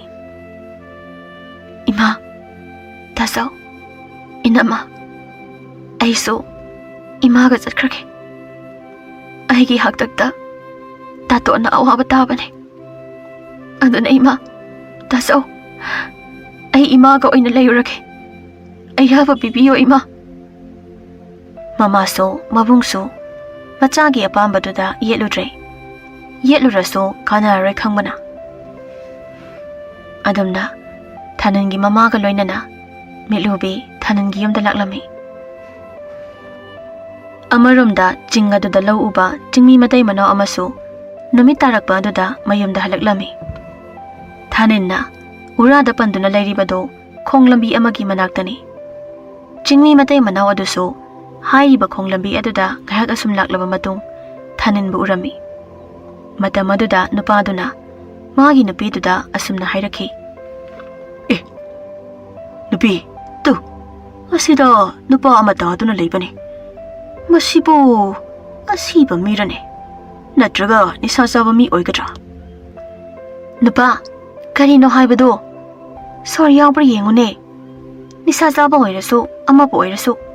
Awaba taba migi mateng pangbase ko. Isona bor pidawribane. Asi haidana Tanangi manakta changlaktuna, sor holibra haina yengi. Nupi, Sor kradi yawini. Masasisu ingpana loirene. Min hatnaba honaramba sumali ni magise. Adunabi, se, thangsi payo. Ay nupa se, poraga puraglage. Anuga yumda hidak thaduna, thawai hingbra yingsi. Asi hainaduna Taninbo, Jingmi Meetei Manau duna, mayumda purei. Asumna mayum yawrabada, Jingmi nupaduna, machanupibu kaurei. Ipagi Lucy, nangbu kadayda laygay? Tholaone mapanda. Lucy so chak thonglambani mapana kauba tabadagi tholi. Ipa, karigi thengbra? Haidi tomta leibase yamna kiye. Ipagi Lucy, tu, nupa se. Aikoigi law chatpa lambi da taduna leiramba. Nupa se tamishu male. Kana kumba phattaba mina hatkena tawbasu male. Ado Lucy, isingdu khara salo. Ipa na nupa se ki thawai se ko kanpa ngamra yenge. Adudi Ipa, ay ising lumpike. Asi haraga Lucy ising lumlami. Lucy gi mapana Taninbo pi Athouba tharaga pi aduda phasana hifalami. Ngayhaki matungkon amada ising asabaga pi Ahongba momon lawba amaga puthoraktuna mapada pirami. Ipa, sita leire. Oh, phare phare. Ado Ipa gi Lucy, mai phuda mai tana chawbado khara haptuna ne mai chakhalo. Napa asigi manakta thamsi. Masasisu yamna ingkre. Lucy thokrabada Lucygi mapa mama anina Taningi masada tairiba I mayam amade asopa mafam adobu chamthokpiri. Adoba Tanindi hojik phawba wakhal lakdri. Asumna numit asi Jingmi Meetei Manau amade machanupina Taningi seba phajana tawduna thambiri. Mathangi numitni mitlubi ayuk ado nganna hawatuna Iru sengna lurami. Adugi matung pi asengba setuna korauhanba khurumjai. Korauhanba Ipa ibungo. Tohlabi na chawba nungsibiyu ko. Tatonbo imangda amuktadi lephanbiyu ko. Asi haina korauhanba Ipabu khurumjai. Adugi matung imungda changlei. Ima, se, wakhal wagano. Namangna thasai. Taton soidana lakini. Ngasi phau isada thajadaba mikup yaudri. Soidana halakini ye Ima. Ado Ima, ay yumda ngahak chaluge. Kuiroi. Namau halakpaga namau na chak thongdoine. Ima pothabiramu ko. Kainoma kauduna lehore. Ima gi bema. Chaluro. Ima ubu halakpa ngairamge. Asi hairam laba matung mitlubi gari thaudokuna mayumda chalami. Aduga magi kada changduna diary adu laurami. Imagi mitlubi isabo kari amuk tawrabage amuk chatawribro. Ima, ay pot ama lawala ambane handoine chaksu thongawdri. Ado Ima, nasayumda laite haina awabadi khanganu ko. Tatongi Imado matomda nungaite adugini. Ahi thawai haksangdi ꯇꯥꯇꯣꯟꯗ ꯁꯤꯟꯅꯈ꯭ꯔꯕꯅꯤ ꯅꯆꯥꯕꯨ ꯂꯝꯍꯦꯟꯕꯤꯅꯤ ꯈꯟꯕꯤꯒꯅꯨꯀꯣ ꯏꯃꯥ ꯋꯥꯍꯩ ꯈꯔ ꯑꯁꯤ ꯍꯥꯏꯔꯝꯂꯒ ꯃꯤꯠꯂꯨꯕꯤ ꯊꯥꯅꯟꯒꯤ ꯃꯌꯨꯝꯗ ꯑꯃꯨꯛ ꯍꯟꯈꯤꯔꯝꯃꯤ ꯃꯌꯨꯝ ꯌꯧꯔꯕꯗ ꯆꯥꯛ ꯊꯣꯡꯗꯨꯅ ꯆꯥꯃꯤꯟꯅꯔꯝꯃꯤ ꯑꯗꯨꯒꯤ ꯃꯇꯨꯡ ꯃꯤꯠꯂꯨꯕꯤ ꯊꯥꯅꯤꯅ ꯇꯨꯝꯂꯝꯕ ꯀꯥꯗ ꯆꯪꯂꯛꯇꯨꯅ ꯐꯃꯨꯡꯗꯨꯗ ꯐꯝꯗꯩ ꯑꯗꯨꯒ ꯗꯥꯏꯔꯤ ꯑꯗꯨ ꯆꯦꯅꯥ ꯑꯃ ꯍꯥꯡꯗꯣꯛꯂꯝꯃꯤ ꯃꯇꯝ ꯑꯗꯨꯗ ꯃꯤꯠꯂꯨꯕꯤ ꯅꯤꯡꯉꯝꯗꯕ ꯑꯃ ꯐꯥꯎꯔꯝꯃꯤ ꯆꯦꯅꯥ ꯑꯃꯒ ꯑꯃꯨꯛ ꯐꯥꯛꯇꯣꯛꯇꯨꯅ ꯌꯦꯡꯂꯨꯏ ꯃꯇꯝ ꯑꯗꯨꯗꯅ ꯍꯦꯜꯂꯤ ꯃꯤꯠꯂꯨꯕꯤꯒꯤ ꯊꯃꯣꯏ ꯀꯥꯏꯈꯤꯕ ꯗꯥꯏꯔꯤ ꯑꯗꯨꯕꯨ ꯃꯊꯥꯅꯨꯡꯗ ꯆꯦꯠꯅ ꯀꯣꯟꯗꯨꯅ ꯇꯥꯇꯣꯟ ꯍꯥꯏꯅ ꯀꯧꯗꯨꯅ ꯃꯈꯣꯜ ꯊꯣꯛꯇꯅ ꯀꯞꯆꯩ ꯑꯁꯨꯝꯅ ꯅꯨꯃꯤꯠ ꯈꯔꯅꯤꯒꯤ ꯃꯇꯨꯡꯅꯤ ꯊꯥꯅꯦꯟ ꯑꯅꯥꯕ ꯈꯔꯗꯤ ꯐꯔꯝꯃꯤ ꯑꯗꯨꯕꯨ ꯃꯤꯐꯠꯇ ꯑꯍꯨꯝꯗꯨꯅ ꯇꯝꯊꯤꯅ ꯐꯨꯈꯤꯕ ꯑꯃꯗꯤ ꯃꯀꯣꯛꯇ ꯌꯩꯁꯟꯈꯤꯕ ꯑꯁꯤꯅ ꯃꯔꯝ ꯑꯣꯏꯔꯒ ꯊꯥꯅꯦꯟ ꯍꯧꯈꯤꯕ ꯊꯧꯗꯣꯛ ꯈꯔ ꯅꯤꯡꯁꯤꯡꯕ ꯉꯝꯖꯗꯦ ꯂꯨꯁꯤ ꯑꯌꯨꯛꯀꯤ ꯆꯥꯛ ꯊꯣꯡꯕ ꯂꯣꯏꯔꯕꯗ ꯊꯥꯅꯟꯒꯤ ꯃꯅꯥꯛꯇ ꯆꯪꯂꯛꯏ ꯏꯕꯨꯡ ꯍꯧꯒꯠꯈ꯭ꯔꯦ ꯅꯁꯥꯁꯨ ꯍꯧꯖꯤꯛꯇꯤ ꯌꯥꯝꯅ ꯐꯒꯠꯂꯦ ꯑꯗꯣ ꯏꯕꯨꯡ ꯆꯥꯛ ꯂꯥꯝꯕ꯭ꯔꯥ ꯆꯥꯛꯇꯤ ꯂꯣꯏꯗꯨꯅ ꯂꯩꯕꯅꯦ ꯑꯗꯣ ꯏꯕꯨꯡꯒꯤ ꯃꯤꯡꯁꯦ ꯀꯔꯤ ꯃꯤꯡ ꯀꯧꯕ꯭ꯔꯥ ꯏꯆꯟ ꯑꯩꯒꯤ ꯃꯤꯡꯗꯤ ꯈꯪꯗꯤꯌꯦ ꯑꯗꯣ ꯑꯩ ꯆꯥꯛ ꯌꯥꯝ ꯂꯥꯝꯃꯦ ꯆꯥꯛ ꯄꯤꯌꯨ ꯆꯥꯛ ꯆꯥꯒꯦ ꯏꯆꯟ ꯂꯨꯁꯤ ꯃꯊꯃꯣꯏꯅꯨꯡꯗ ꯑꯁꯨꯝꯅ ꯈꯟꯖꯩ ꯀꯔꯤ ꯅꯨꯄꯥꯔꯅꯦ ꯃꯃꯤꯡꯁꯨ ꯈꯪꯗꯕ ꯃꯥꯒꯤꯁꯦ ꯀꯔꯤ ꯑꯣꯏꯕ꯭ꯔꯥ ꯀꯣꯛꯁꯤ ꯌꯥꯟꯗꯕ ꯃꯥꯜꯂꯤꯗ ꯑꯁꯨꯝꯅ ꯈꯟꯖꯩ ꯑꯗꯨꯒꯤ ꯃꯇꯨꯡ ꯆꯥꯛꯁꯪꯗ ꯆꯪꯂꯛꯂꯒ ꯂꯨꯁꯤ ꯄꯨꯈꯝ ꯑꯃꯗ ꯆꯥꯛ ꯍꯥꯞꯇꯨꯅ ꯊꯥꯅꯤꯟꯗ ꯄꯤꯔꯝꯃꯤ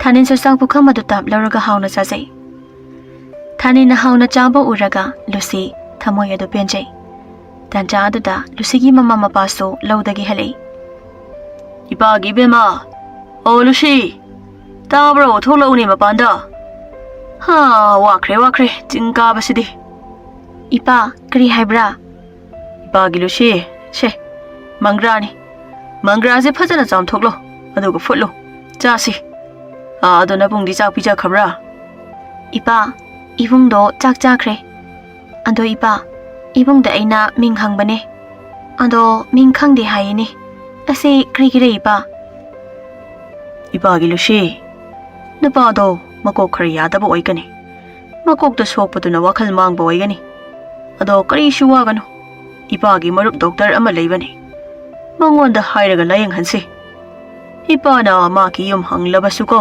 ꯃꯌꯨꯝ ꯈꯪꯗꯦ ꯑꯗꯨꯝ ꯍꯥꯏꯕꯤꯕꯅꯤ ꯑꯗꯣ ꯂꯨꯁꯤ ꯏꯄꯥ ꯏꯔꯨꯖꯒꯦ ꯆꯥꯛꯇꯣ ꯊꯤꯗꯣꯛꯂꯝꯃꯣꯀꯣ ꯑꯁꯤ ꯍꯥꯏꯕꯗꯒꯤ ꯂꯨꯁꯤ ꯆꯥꯛꯁꯪ ꯆꯪꯗꯨꯅ ꯆꯥꯛ ꯊꯤꯗꯣꯛꯂꯝꯃꯤ ꯑꯁꯨꯝꯅ ꯃꯇꯝ ꯃꯥꯁꯨ ꯈꯥꯝꯕ ꯌꯥꯗ ꯑꯗꯨꯃꯛ ꯍꯧꯖꯤꯟꯈꯤ ꯊꯥ ꯈꯔꯒꯤ ꯃꯇꯨꯡꯅꯤ ꯃꯤꯠꯂꯨꯕꯤ ꯊꯥꯅꯜꯒꯤ ꯃꯃꯥꯒ ꯅꯨꯡꯊꯤꯜ ꯑꯃ ꯕꯖꯥꯔꯗ ꯂꯥꯛꯇꯨꯅ ꯄꯣꯠ ꯂꯩꯔꯝꯃꯤ ꯃꯇꯝ ꯑꯗꯨꯗ ꯀꯩꯊꯦꯜ ꯐꯝꯕꯤ ꯅꯨꯄꯤ ꯑꯃꯅ ꯊꯥꯅꯜꯒꯤ ꯃꯃꯥꯗ ꯑꯁꯨꯝꯅ ꯍꯥꯏꯔꯛꯏ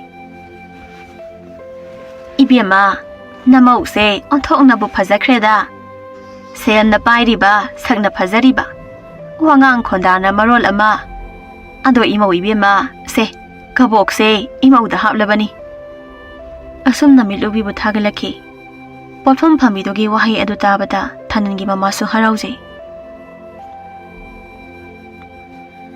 ꯅꯥꯀꯟ ꯑꯃꯔꯣꯝꯗꯅ ꯊꯥꯅꯤꯟꯕꯨ ꯂꯨꯁꯤꯅ ꯃꯃꯥ ꯃꯄꯥꯅ ꯂꯧꯗ ꯆꯠꯈ꯭ꯔꯤꯉꯩ ꯀꯣꯏꯕ ꯄꯨꯊꯣꯔꯛꯏ ꯑꯁꯨꯝꯅ ꯉꯥꯏꯍꯥꯛ ꯊꯣꯛꯂꯛꯂꯕ ꯃꯇꯨꯡꯗ ꯈꯨꯜꯒꯤ ꯂꯝꯍꯥꯡ ꯑꯃꯗ ꯉꯥꯏꯍꯥꯛ ꯐꯝꯗꯨꯅ ꯂꯩꯔꯝꯃꯤ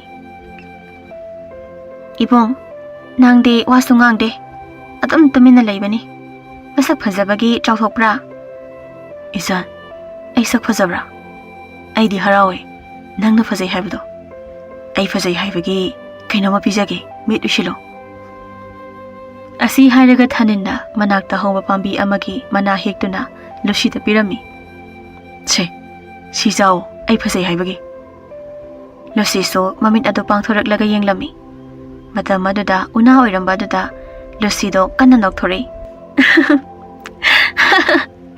ꯏꯕꯨꯡ ꯀꯔꯤꯔꯁꯤꯗꯤ ꯁꯤꯕꯨ ꯆꯥꯕ ꯌꯥꯕ꯭ꯔꯅꯦ 이산 야반이 자실로 야마하오보니 이봉나 누시나 비비버세 자턱바 빠무예 아드나까 탐진게 아숨나 와칼 망라바 타닌보 카라다 오이라수 파갓나바 루시나 호나제 누밋 kayasу hauzinkhre adubo thaninde haukiba thaudok ningsinkhidre matam asida Lucy na thaninbu nungshirei.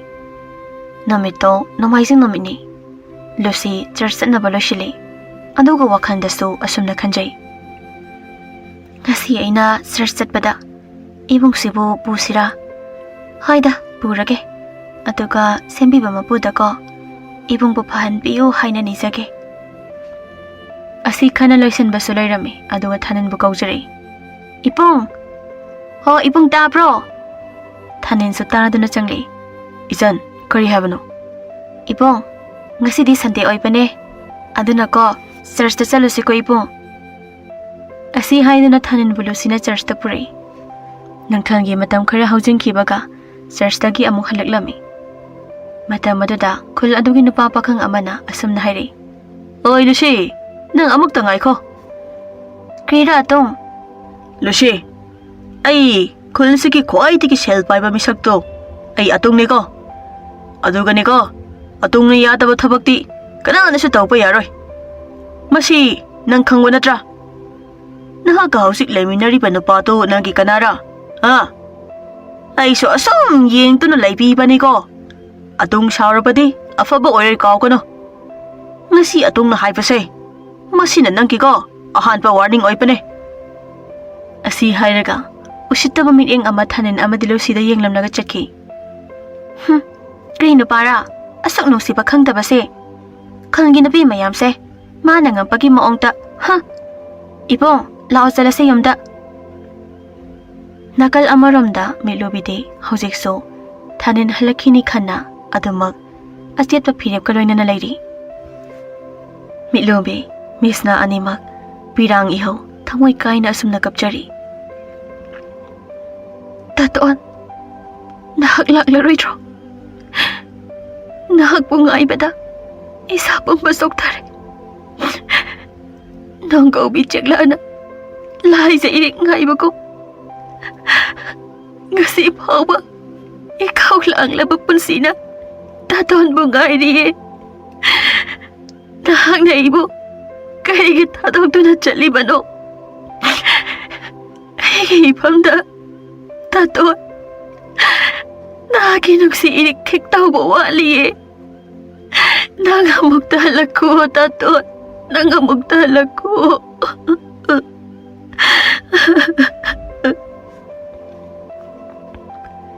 Tanja aduda thanan gi mamaso mitlubi gi manakta changlaktuna asumna hairi. Mitlubi iyari kablano imaw gi awaba uraga ima gi thamoise puba ngamde ni he. Imaw gi nungaiba harawba uraga ima gi kahairaba thamoise pothari bani ne.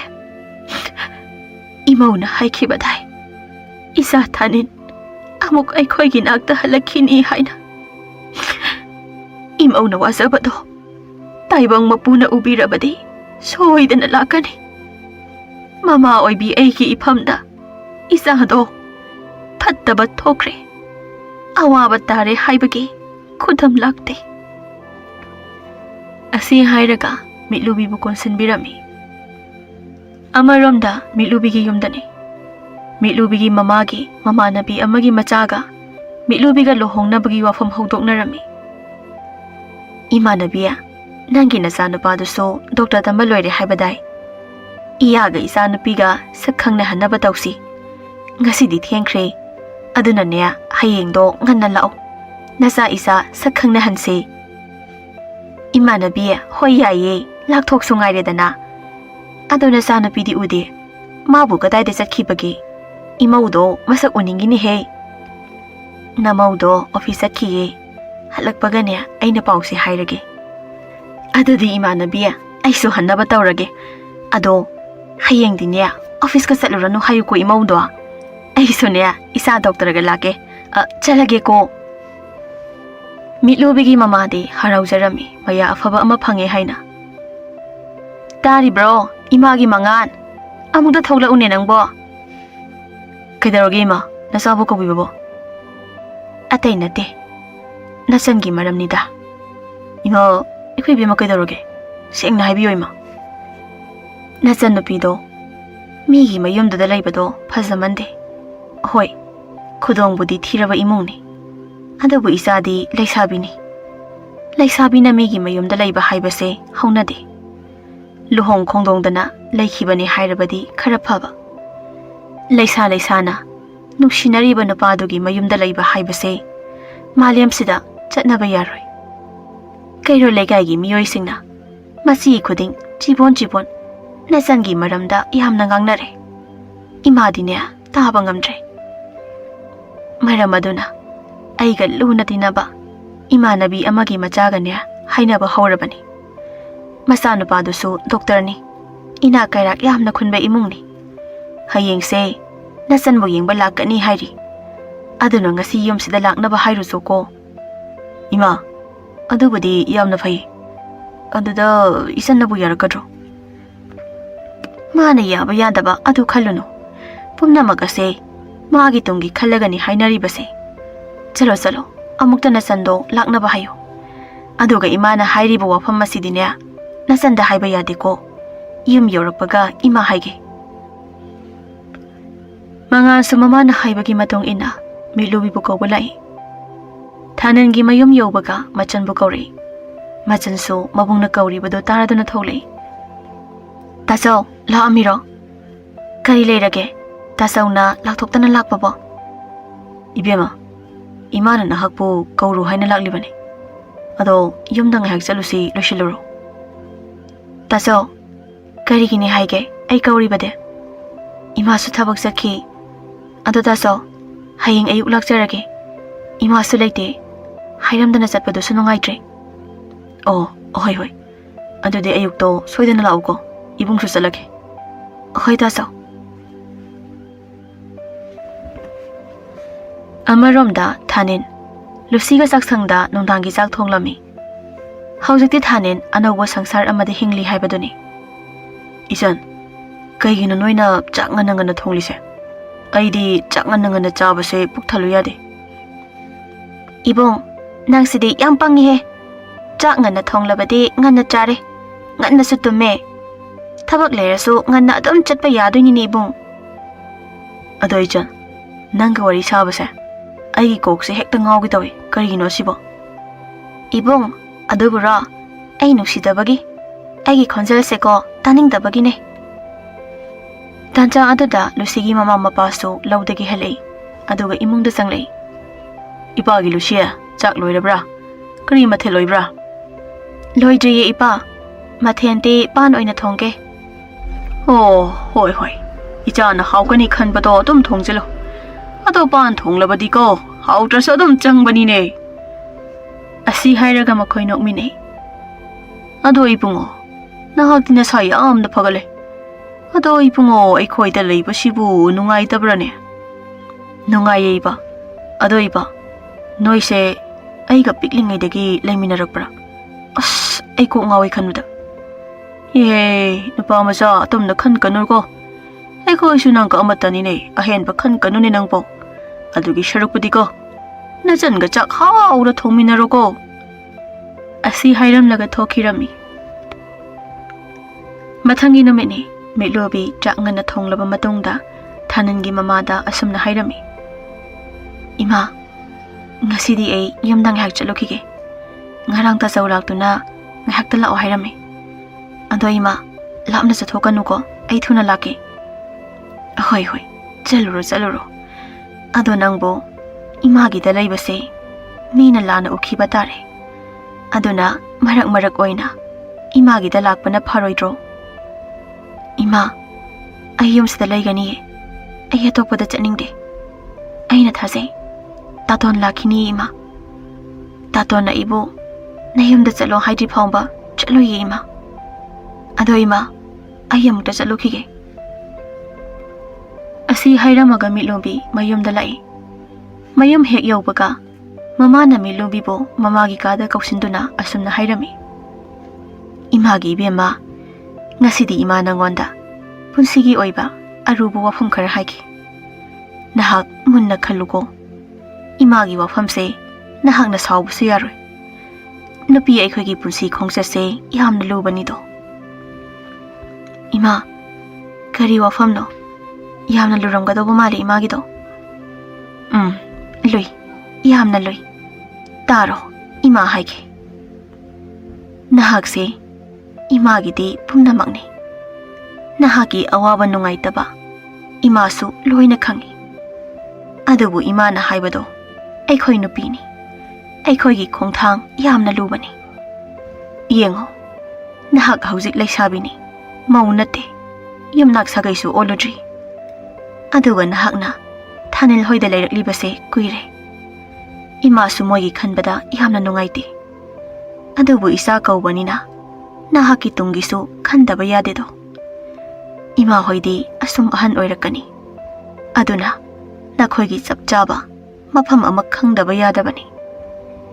Maram aduna, nahakbu aigi imanabi amana, mama oizarage na hairi. Maduda imanasu hoi haina yathokri. Ngasi se, nangbu yengba lakani hairi. Napadosu doktor ni. Hayengwai isana lairubada, awatpa amata lairoidabani. Aduna imana hainingbadi, imagi wafamse, hitokpa tawganuko imagi mitlubiya. Ima, karino imana takpiribasibo?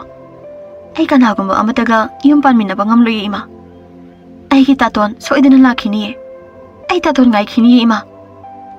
Ibiyama, nang bumagi wakan kauthoklo ne. Hoy, ima sunungayti. Adubo punsi se, taray na sulaw gano. Ima wayam na hainingdi. Ima na hairi base, nahakitong gini. Yada basu yaroy. Milobi, tamoy kaina, kapna asum na hairi. Ima, wapamdo, tumale. Ima na wapamdo, nasana mangzaw na natakpiran ba kayo kay ima? Ay hausi angang magsunate. Ay ki apampaham daso, kari amatahang biramde. Ima, ay ngamoy. Nasana hari ba siya biyo ima?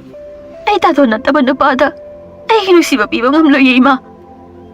Ibiyama, ima na hari ba si munna kalo. Mase tunggini. Amadi nahakipunsigini. Asi hairam naga mamado thokirami. Milubidi, mamagi wahido tarabada, thamoida machin tumba tana thinbagum chaina phauze. Tanja aduda manama changlaktuna milubi bu themjinbiri. Milubi, kapkanuse. Pumnamak nahaki tungi yaifanabani. Nupi aikhogi punsi se yam lubani. Mini hekta ngangnakidoini. Thanendo, hauzik leiba oirabadi wase khanaba yabani. Adubu ma hauzik mafam kadade leiri. Natraga awafamda takhrabra. Mari makhong khangbasu nati. Se, kapkano. Nahak pikta pikliba angang maksu nati. Nangsu khalo. Nahak na tawribado chumlibra haiba. Inama, ay taton bu yamna nugsiyay nama. Ay taton bu bikup amata kauthok pangamoy. Ay hinusibadi, taton kaktani nama. Asi hairaga, manamada kondo na kapchay. Ngayhaki matong mitlubi bu yengba laklami. Imanabi, kayo no teng na lakliba sibo. Iyadi yawrak labra. Lao, imong da sangsi. Asam na imong da sanglagtuna. Ahat masan wari sanari. Mama na mitlubi bu sukok toktuna. Mama na bigi machaduga sakang makhang nahalli. Imanabiya, imaw sidi ontok na phazakreda. Laigi masa phawba. Imaw gi phazaba sigum phazaramgani thazadebo. Imaw na imagi da lairabadi ne. Ima se pokpagi mahiyale khallaga dawribani ne. Adamna, wari watai ngihak tawraba matungda mayamdo amok kaina khirami. Asumna namit kharadi thanangida leijage hairami. Mama hoina so ayaba pirami. No magi namini. Milubi nongthil aduda kanna tumli. Matam aduda mitlubi gi manglanda thanin urami. Taton, kaino thonga aduda leptuna lairibadubo. Ay taton bu lakpa ngairibani taton. Mitlubi, hauzikti ay bu ngaibagi matamdo loikre. Nahak hauzik migi oikragadabi nupine. Imagi apamadu kahenganuko. Ipa imagi yathangdi, laigi yathangumane. Maramaduna, imagi apamado, ꯅꯍꯥꯛꯅꯁꯨ ꯅꯤꯡꯕ ꯊꯨꯡꯍꯜꯂꯨꯀꯣ ꯑꯩꯁꯨ ꯆꯠꯂꯒꯦ ꯃꯤꯠꯂꯨꯕꯤ ꯃꯪꯂꯥꯟ ꯑꯗꯨꯗ ꯀꯞꯅ ꯀꯞꯅ ꯑꯁꯨꯝꯅ ꯍꯥꯏꯔꯤ ꯇꯥꯇꯣꯟ ꯉꯥꯏꯈꯨꯑꯣ ꯅꯪ ꯆꯠꯈꯤꯅꯨꯑꯣ ꯑꯩ ꯅꯪꯕꯨ ꯅꯨꯡꯁꯤꯌꯦ ꯇꯥꯇꯣꯟ ꯁꯦ ꯑꯩꯒꯤ ꯋꯥꯁꯦ ꯇꯥꯕꯤꯌꯣ ꯑꯩ ꯇꯥꯇꯣꯟ ꯅꯠꯇꯕ ꯅꯨꯄꯥ ꯑꯃꯠꯇ ꯅꯨꯡꯁꯤꯕ ꯉꯝꯃꯣꯏ ꯇꯥꯇꯣꯟ ꯅꯪ ꯑꯩꯕꯨ ꯊꯥꯗꯣꯛꯇꯨꯅ ꯆꯠꯈꯤꯅꯨꯑꯣ ꯇꯥꯇꯣꯟ ꯃꯤꯠꯂꯨꯕꯤꯅ ꯃꯪꯂꯥꯟꯗ ꯇꯥꯇꯣꯟ ꯆꯠꯈꯤꯅꯨ ꯍꯥꯏꯕ ꯋꯥꯍꯩ ꯑꯁꯤ ꯇꯥꯏꯕꯪ ꯐꯥꯎꯅ ꯀꯟꯅ ꯂꯥꯎꯔꯛꯂꯝꯃꯤ ꯃꯇꯝ ꯑꯗꯨꯗ ꯊꯥꯅꯟꯒꯤ ꯃꯃꯥꯁꯨ ꯃꯤꯠꯂꯨꯕꯤꯒꯤ ꯃꯅꯥꯛꯇ ꯆꯪꯂꯛꯇꯨꯅ ꯋꯥꯈꯜ ꯇꯥꯅꯕ ꯍꯧꯗꯣꯛꯂꯝꯃꯤ ꯃꯤꯠꯂꯨꯕꯤ ꯃꯃꯤꯠ ꯁꯤꯡꯂꯕꯗ ꯑꯀꯣꯏꯕꯗ ꯀꯣꯏꯅ ꯌꯦꯡꯖꯩ ꯑꯗꯨꯕꯨ ꯎꯅꯤꯡꯕ ꯁꯛꯇꯝ ꯑꯗꯨꯗꯤ ꯎꯕ ꯐꯪꯖꯔꯝꯗꯦ ꯃꯇꯝ ꯑꯗꯨꯗ ꯃꯣꯟ ꯑꯗꯨ ꯀꯣꯟꯗꯨꯅ ꯇꯥꯇꯣꯟ ꯍꯥꯏꯅ ꯀꯧꯗꯨꯅ ꯀꯞꯆꯩ ꯑꯁꯨꯝꯅ ꯍꯧꯖꯤꯟꯈꯤꯕꯅ ꯊꯥꯃꯨꯛ ꯍꯧꯖꯤꯟꯈ꯭ꯔꯦ ꯃꯇꯝ ꯑꯁꯤꯗ ꯃꯤꯠꯂꯨꯕꯤꯗꯤ ꯂꯨꯍꯣꯡꯕꯒꯤ ꯃꯇꯝ ꯂꯦꯞꯅꯈꯤꯔꯝꯃꯤ ꯃꯤꯠꯂꯨꯕꯤ ꯗꯥꯏꯔꯤ ꯑꯗꯨ ꯀꯣꯟꯗꯨꯅ ꯑꯁꯨꯝꯅ ꯇꯥꯇꯣꯟ ꯅꯪ ꯌꯥꯝ ꯐꯠꯇꯦ ꯑꯩꯒꯤ ꯑꯋꯥꯕ ꯏꯇꯧꯁꯤ ꯌꯦꯡꯕ ꯉꯝꯂꯤꯕ꯭ꯔꯥ ꯆꯍꯤ ꯀꯌꯥ ꯊꯃꯣꯏꯅꯨꯡꯗ ꯂꯥꯠꯈꯤꯕ ꯅꯪ ꯑꯩꯒꯤ ꯅꯨꯡꯁꯤꯕꯅꯤꯀꯣ ꯋꯥꯔꯕ ꯃꯤꯀꯨꯞꯁꯤꯗ ꯇꯥꯇꯣꯟ ꯂꯩꯔꯤ ꯍꯥꯏꯅ ꯍꯥꯏꯔꯛꯑꯣ ꯑꯩꯒꯤ ꯑꯋꯥꯕ ꯄꯣꯠꯂꯨꯝꯁꯦ ꯊꯥꯡꯗꯕꯤꯌꯣ ꯇꯥꯇꯣꯟ ꯑꯩ ꯍꯧꯖꯤꯛꯁꯨ ꯇꯥꯇꯣꯟꯕꯨ ꯀꯥꯎꯗ꯭ꯔꯤꯌꯦ ꯅꯍꯥꯛꯇꯤ ꯑꯩꯒꯤ ꯄꯨꯟꯁꯤꯒꯤ ꯋꯥꯔꯤ ꯀꯌꯥꯒꯤ ꯍꯧꯔꯛꯐꯝꯅꯦ ꯇꯥꯇꯣꯟ ꯑꯩꯕꯨ ꯏꯃꯥꯅ ꯃꯤꯒꯤ ꯏꯃꯨꯡꯗ ꯊꯥꯖꯈ꯭ꯔꯦ ꯑꯩꯕꯨ ꯂꯧꯕ ꯂꯥꯛꯑꯣ ꯇꯥꯇꯣꯟ ꯑꯩ ꯌꯥꯝ ꯋꯥꯔꯦ ꯁꯤꯅꯤꯡꯂꯕꯁꯨ ꯅꯍꯥꯛꯀꯤ ꯁꯛꯇꯝꯗꯤ ꯎꯔꯒ ꯁꯤꯅꯤꯡꯉꯦ ꯇꯥꯇꯣꯟ ꯅꯣꯡꯒꯧꯕꯤ ꯃꯍꯥꯛꯁꯨ ꯃꯥꯒꯤ ꯏꯈꯧ ꯂꯥꯡꯕ ꯀꯣꯛꯈꯤꯕꯗꯥꯏ ꯑꯗꯨꯒ ꯑꯩꯒꯤꯗꯤ ꯀꯣꯛꯍꯟꯕꯤꯔꯔꯣꯏꯗ꯭ꯔꯣ ꯑꯩ ꯌꯥꯝ ꯋꯥꯔꯦ ꯑꯩ ꯌꯥꯝ ꯋꯥꯔꯦ ꯃꯤꯠꯂꯨꯕꯤꯒꯤ ꯑꯋꯥꯕ ꯊꯃꯣꯏ ꯀꯥꯏꯕ ꯃꯇꯧꯁꯤꯗ ꯌꯨꯝꯒꯤ ꯃꯤꯑꯣꯏꯁꯨ ꯊꯃꯣꯏ ꯄꯨꯕ ꯉꯝꯖꯗꯦ ꯃꯈꯣꯏꯁꯨ ꯈꯪꯂꯤꯕꯅꯤ ꯃꯤꯠꯂꯨꯕꯤꯅ ꯊꯥꯅꯤꯟꯕꯨ ꯀꯌꯥꯝ ꯅꯨꯡꯁꯤ ꯍꯥꯏꯕꯁꯤ ꯑꯗꯨꯕꯨ ꯃꯤꯑꯣꯏꯕꯒꯤ ꯂꯥꯏꯕꯛꯅꯤ ꯀꯅꯥꯅ ꯁꯦꯝꯗꯣꯛꯄ ꯉꯝꯒꯅꯤ ꯑꯁꯨꯝꯅ ꯂꯩꯔꯛꯄꯅ ꯂꯨꯍꯣꯡꯕꯒꯤ ꯅꯨꯃꯤꯠ ꯑꯗꯨꯁꯨ ꯌꯧꯔꯝꯃꯤ ꯂꯨꯍꯣꯡꯒꯗꯧꯕ ꯅꯨꯃꯤꯠ ꯑꯗꯨꯒꯤ ꯑꯌꯨꯛꯇ ꯃꯤꯠꯂꯨꯕꯤꯅ ꯗꯥꯏꯔꯤ ꯑꯗꯨ ꯂꯧꯊꯣꯛꯇꯨꯅ ꯑꯁꯨꯝꯅ ꯏꯔꯝꯃꯤ ꯇꯥꯇꯣꯟ ꯑꯩꯒꯤ ꯄꯨꯟꯁꯤꯅ ꯑꯇꯣꯞꯄꯗ ꯄꯤꯊꯣꯛꯈ꯭ꯔꯕꯁꯨ ꯊꯃꯣꯏꯗ ꯇꯥꯈ꯭ꯔꯕ ꯇꯥꯇꯣꯟꯒꯤ ꯅꯨꯡꯁꯤꯒꯤ ꯁꯛꯇꯝꯁꯤꯗꯤ ꯃꯄꯣꯛ ꯈꯨꯗꯤꯡ ꯃꯨꯠꯂꯔꯣꯏꯀꯣ ꯄꯨꯟꯁꯤꯒꯤ ꯑꯅꯧꯕ ꯆꯦꯕꯥꯡ ꯈꯨꯗꯤꯡ ꯅꯪ ꯑꯩꯒꯤ ꯅꯨꯡꯁꯤ ꯋꯥꯔꯤꯅ ꯆꯦꯅꯥ ꯈꯨꯗꯤꯡ ꯏꯒꯦ ꯈꯟꯖꯔꯤ ꯑꯗꯨꯕꯨ ꯃꯥꯏꯀꯩ ꯈꯪꯗꯕ ꯑꯀꯟꯕ ꯁꯥꯎꯝ ꯑꯃꯅ ꯊꯃꯣꯏ ꯑꯅꯤ ꯃꯆꯣꯏ ꯇꯥꯔꯦꯀꯣ ꯇꯥꯇꯣꯟ ꯑꯔꯣꯏꯕ ꯑꯣꯏꯅ ꯋꯥꯍꯩ ꯑꯃꯇꯪꯒ ꯍꯥꯏꯖꯒꯦ ꯑꯩ ꯃꯤꯒꯤ ꯑꯣꯏꯔꯕꯁꯨ ꯑꯩꯒꯤ ꯅꯨꯡꯁꯤꯕꯗꯤ ꯇꯥꯇꯣꯟꯗ ꯄꯤꯊꯣꯛꯈ꯭ꯔꯕꯅꯤꯀꯣ ꯍꯟꯗꯛ ꯃꯄꯣꯛꯁꯤꯗ ꯊꯨꯡꯅꯗ꯭ꯔꯕꯁꯨ ꯃꯊꯪ ꯃꯄꯣꯛꯇꯗꯤ ꯊꯨꯡꯅꯕ ꯑꯣꯏꯁꯤꯀꯣ ꯑꯩꯅ ꯑꯇꯣꯞꯄꯒ ꯂꯩꯃꯤꯟꯅꯔꯁꯨ ꯑꯩꯒꯤ ꯆꯤꯝꯕꯥꯜ ꯑꯁꯤꯗ ꯀꯅꯥꯒꯨꯝꯕ ꯑꯃꯠꯇꯗ ꯑꯃꯨꯛ ꯍꯟꯅ ꯅꯨꯡꯁꯤ ꯍꯥꯏꯈ꯭ꯔꯔꯣꯏ ꯇꯥꯇꯣꯟ ꯅꯍꯥꯛ ꯌꯥꯎꯗ꯭ꯔꯕꯗ ꯑꯩꯒꯤ ꯅꯨꯡꯁꯤꯕꯁꯨ ꯂꯣꯏꯔꯦ ꯏꯆꯤꯟꯁꯤꯅ ꯀꯅꯥ ꯑꯃꯠꯇꯗ ꯅꯨꯡꯁꯤ ꯍꯥꯏꯈ꯭ꯔꯔꯣꯏ ꯅꯨꯡꯁꯤ ꯂꯝꯕꯤꯗ ꯈꯣꯡꯊꯥꯡ ꯀꯥꯏꯔꯕꯤ ꯅꯍꯥꯛꯀꯤ ꯃꯤꯠꯂꯨꯕꯤ ꯑꯁꯨꯝꯅ ꯗꯥꯏꯔꯤ ꯑꯗꯨꯗ ꯏꯗꯨꯅ ꯊꯝꯂꯝꯃꯤ ꯏꯕ ꯍꯦꯛ ꯂꯣꯏꯕꯒ ꯃꯤꯠꯂꯨꯕꯤ ꯃꯃꯥꯏ ꯑꯗꯨ ꯎꯞꯁꯤꯟꯗꯨꯅ ꯀꯞꯆꯔꯤ ꯇꯟꯖꯥ ꯑꯗꯨꯗ ꯊꯥꯅꯤꯜꯒꯤ ꯃꯃꯥ ꯆꯪꯂꯛꯇꯨꯅ ꯑꯁꯨꯝꯅ ꯍꯥꯏꯔꯛꯏ ꯏꯃꯥꯒꯤ ꯏꯕꯦꯝꯃ ꯁꯦ ꯏꯃꯥꯗ ꯌꯦꯡꯉꯣ ꯏꯃꯥ ꯋꯥ ꯍꯥꯏꯒꯦ ꯃꯤꯠꯂꯨꯕꯤꯁꯨ ꯍꯧꯒꯠꯂꯛꯇꯨꯅ ꯊꯥꯅꯜꯒꯤ ꯃꯃꯥꯗ ꯀꯣꯟꯁꯤꯟꯖꯩ ꯏꯕꯦꯝꯃ ꯑꯗꯨꯝꯅ ꯇꯧꯕ ꯍꯧꯅꯗꯦ ꯉꯁꯤꯁꯦ ꯏꯆꯥꯒꯤꯗꯤ ꯑꯅꯧꯕ ꯃꯄꯣꯛ ꯑꯃꯒꯨꯝꯕꯅꯤ ꯍꯔꯥꯎꯒꯗꯕ ꯅꯨꯃꯤꯠꯁꯤꯗ ꯀꯞꯄ ꯇꯧꯍꯩꯗꯦ ꯅꯣꯡꯗꯝꯕ ꯃꯥꯒꯤ ꯂꯤꯂꯥꯅꯤ Masida, ꯑꯩꯈꯣꯏ ꯃꯁꯦꯟ ꯋꯥꯔꯧꯅꯕꯁꯨ ꯇꯧꯍꯩꯗꯦ. ꯏꯃꯧꯗꯤ ꯍꯥꯏꯕ ꯏꯟꯕꯤꯅꯤ. ꯅꯍꯥꯛꯀꯤ ꯅꯨꯡꯉꯥꯏꯕ ꯑꯗꯨ ꯎꯔꯒ ꯏꯃꯥꯁꯨ ꯄꯦꯜꯂꯒꯦ.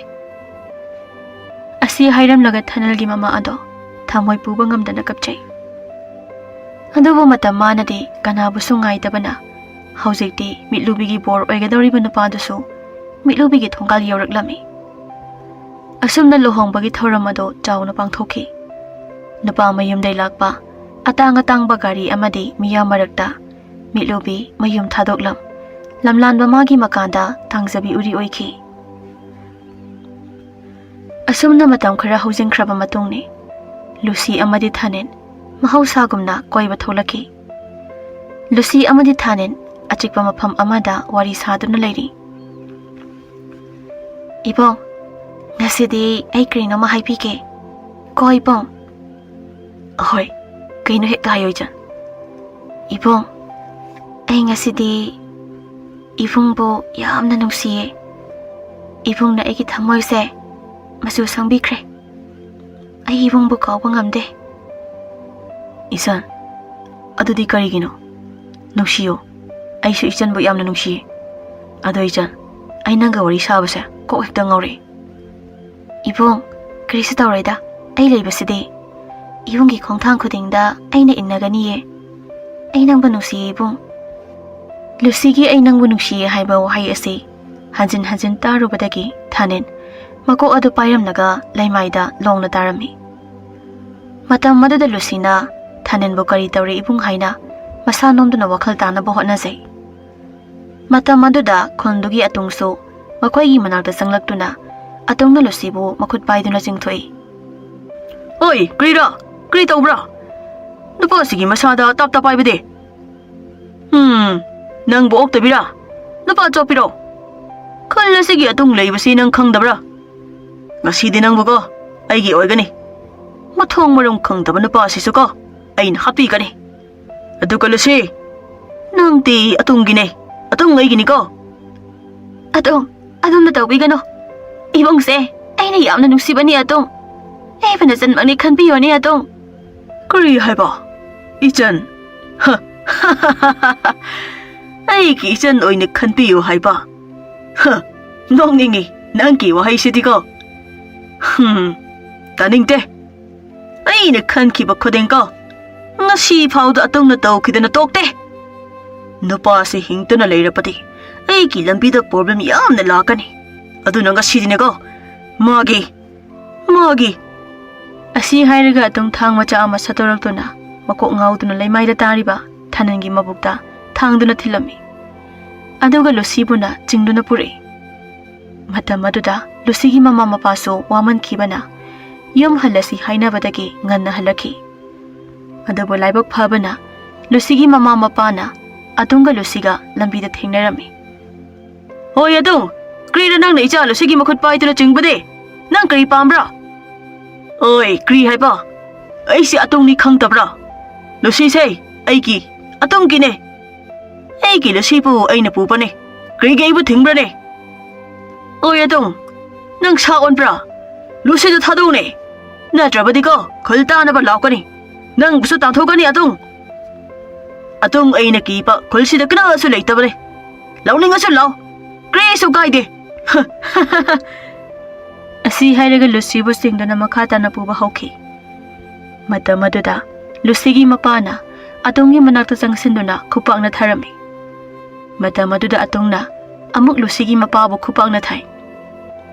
ꯑꯗꯨꯝꯅ ꯇꯧꯅꯔꯤꯕꯗꯨ ꯎꯕꯗꯒꯤ ꯂꯨꯁꯤꯒꯤ ꯃꯃꯥꯅ ꯈꯣꯟꯖꯦꯜ ꯀꯟꯅ ꯂꯥꯎꯔꯛꯏ.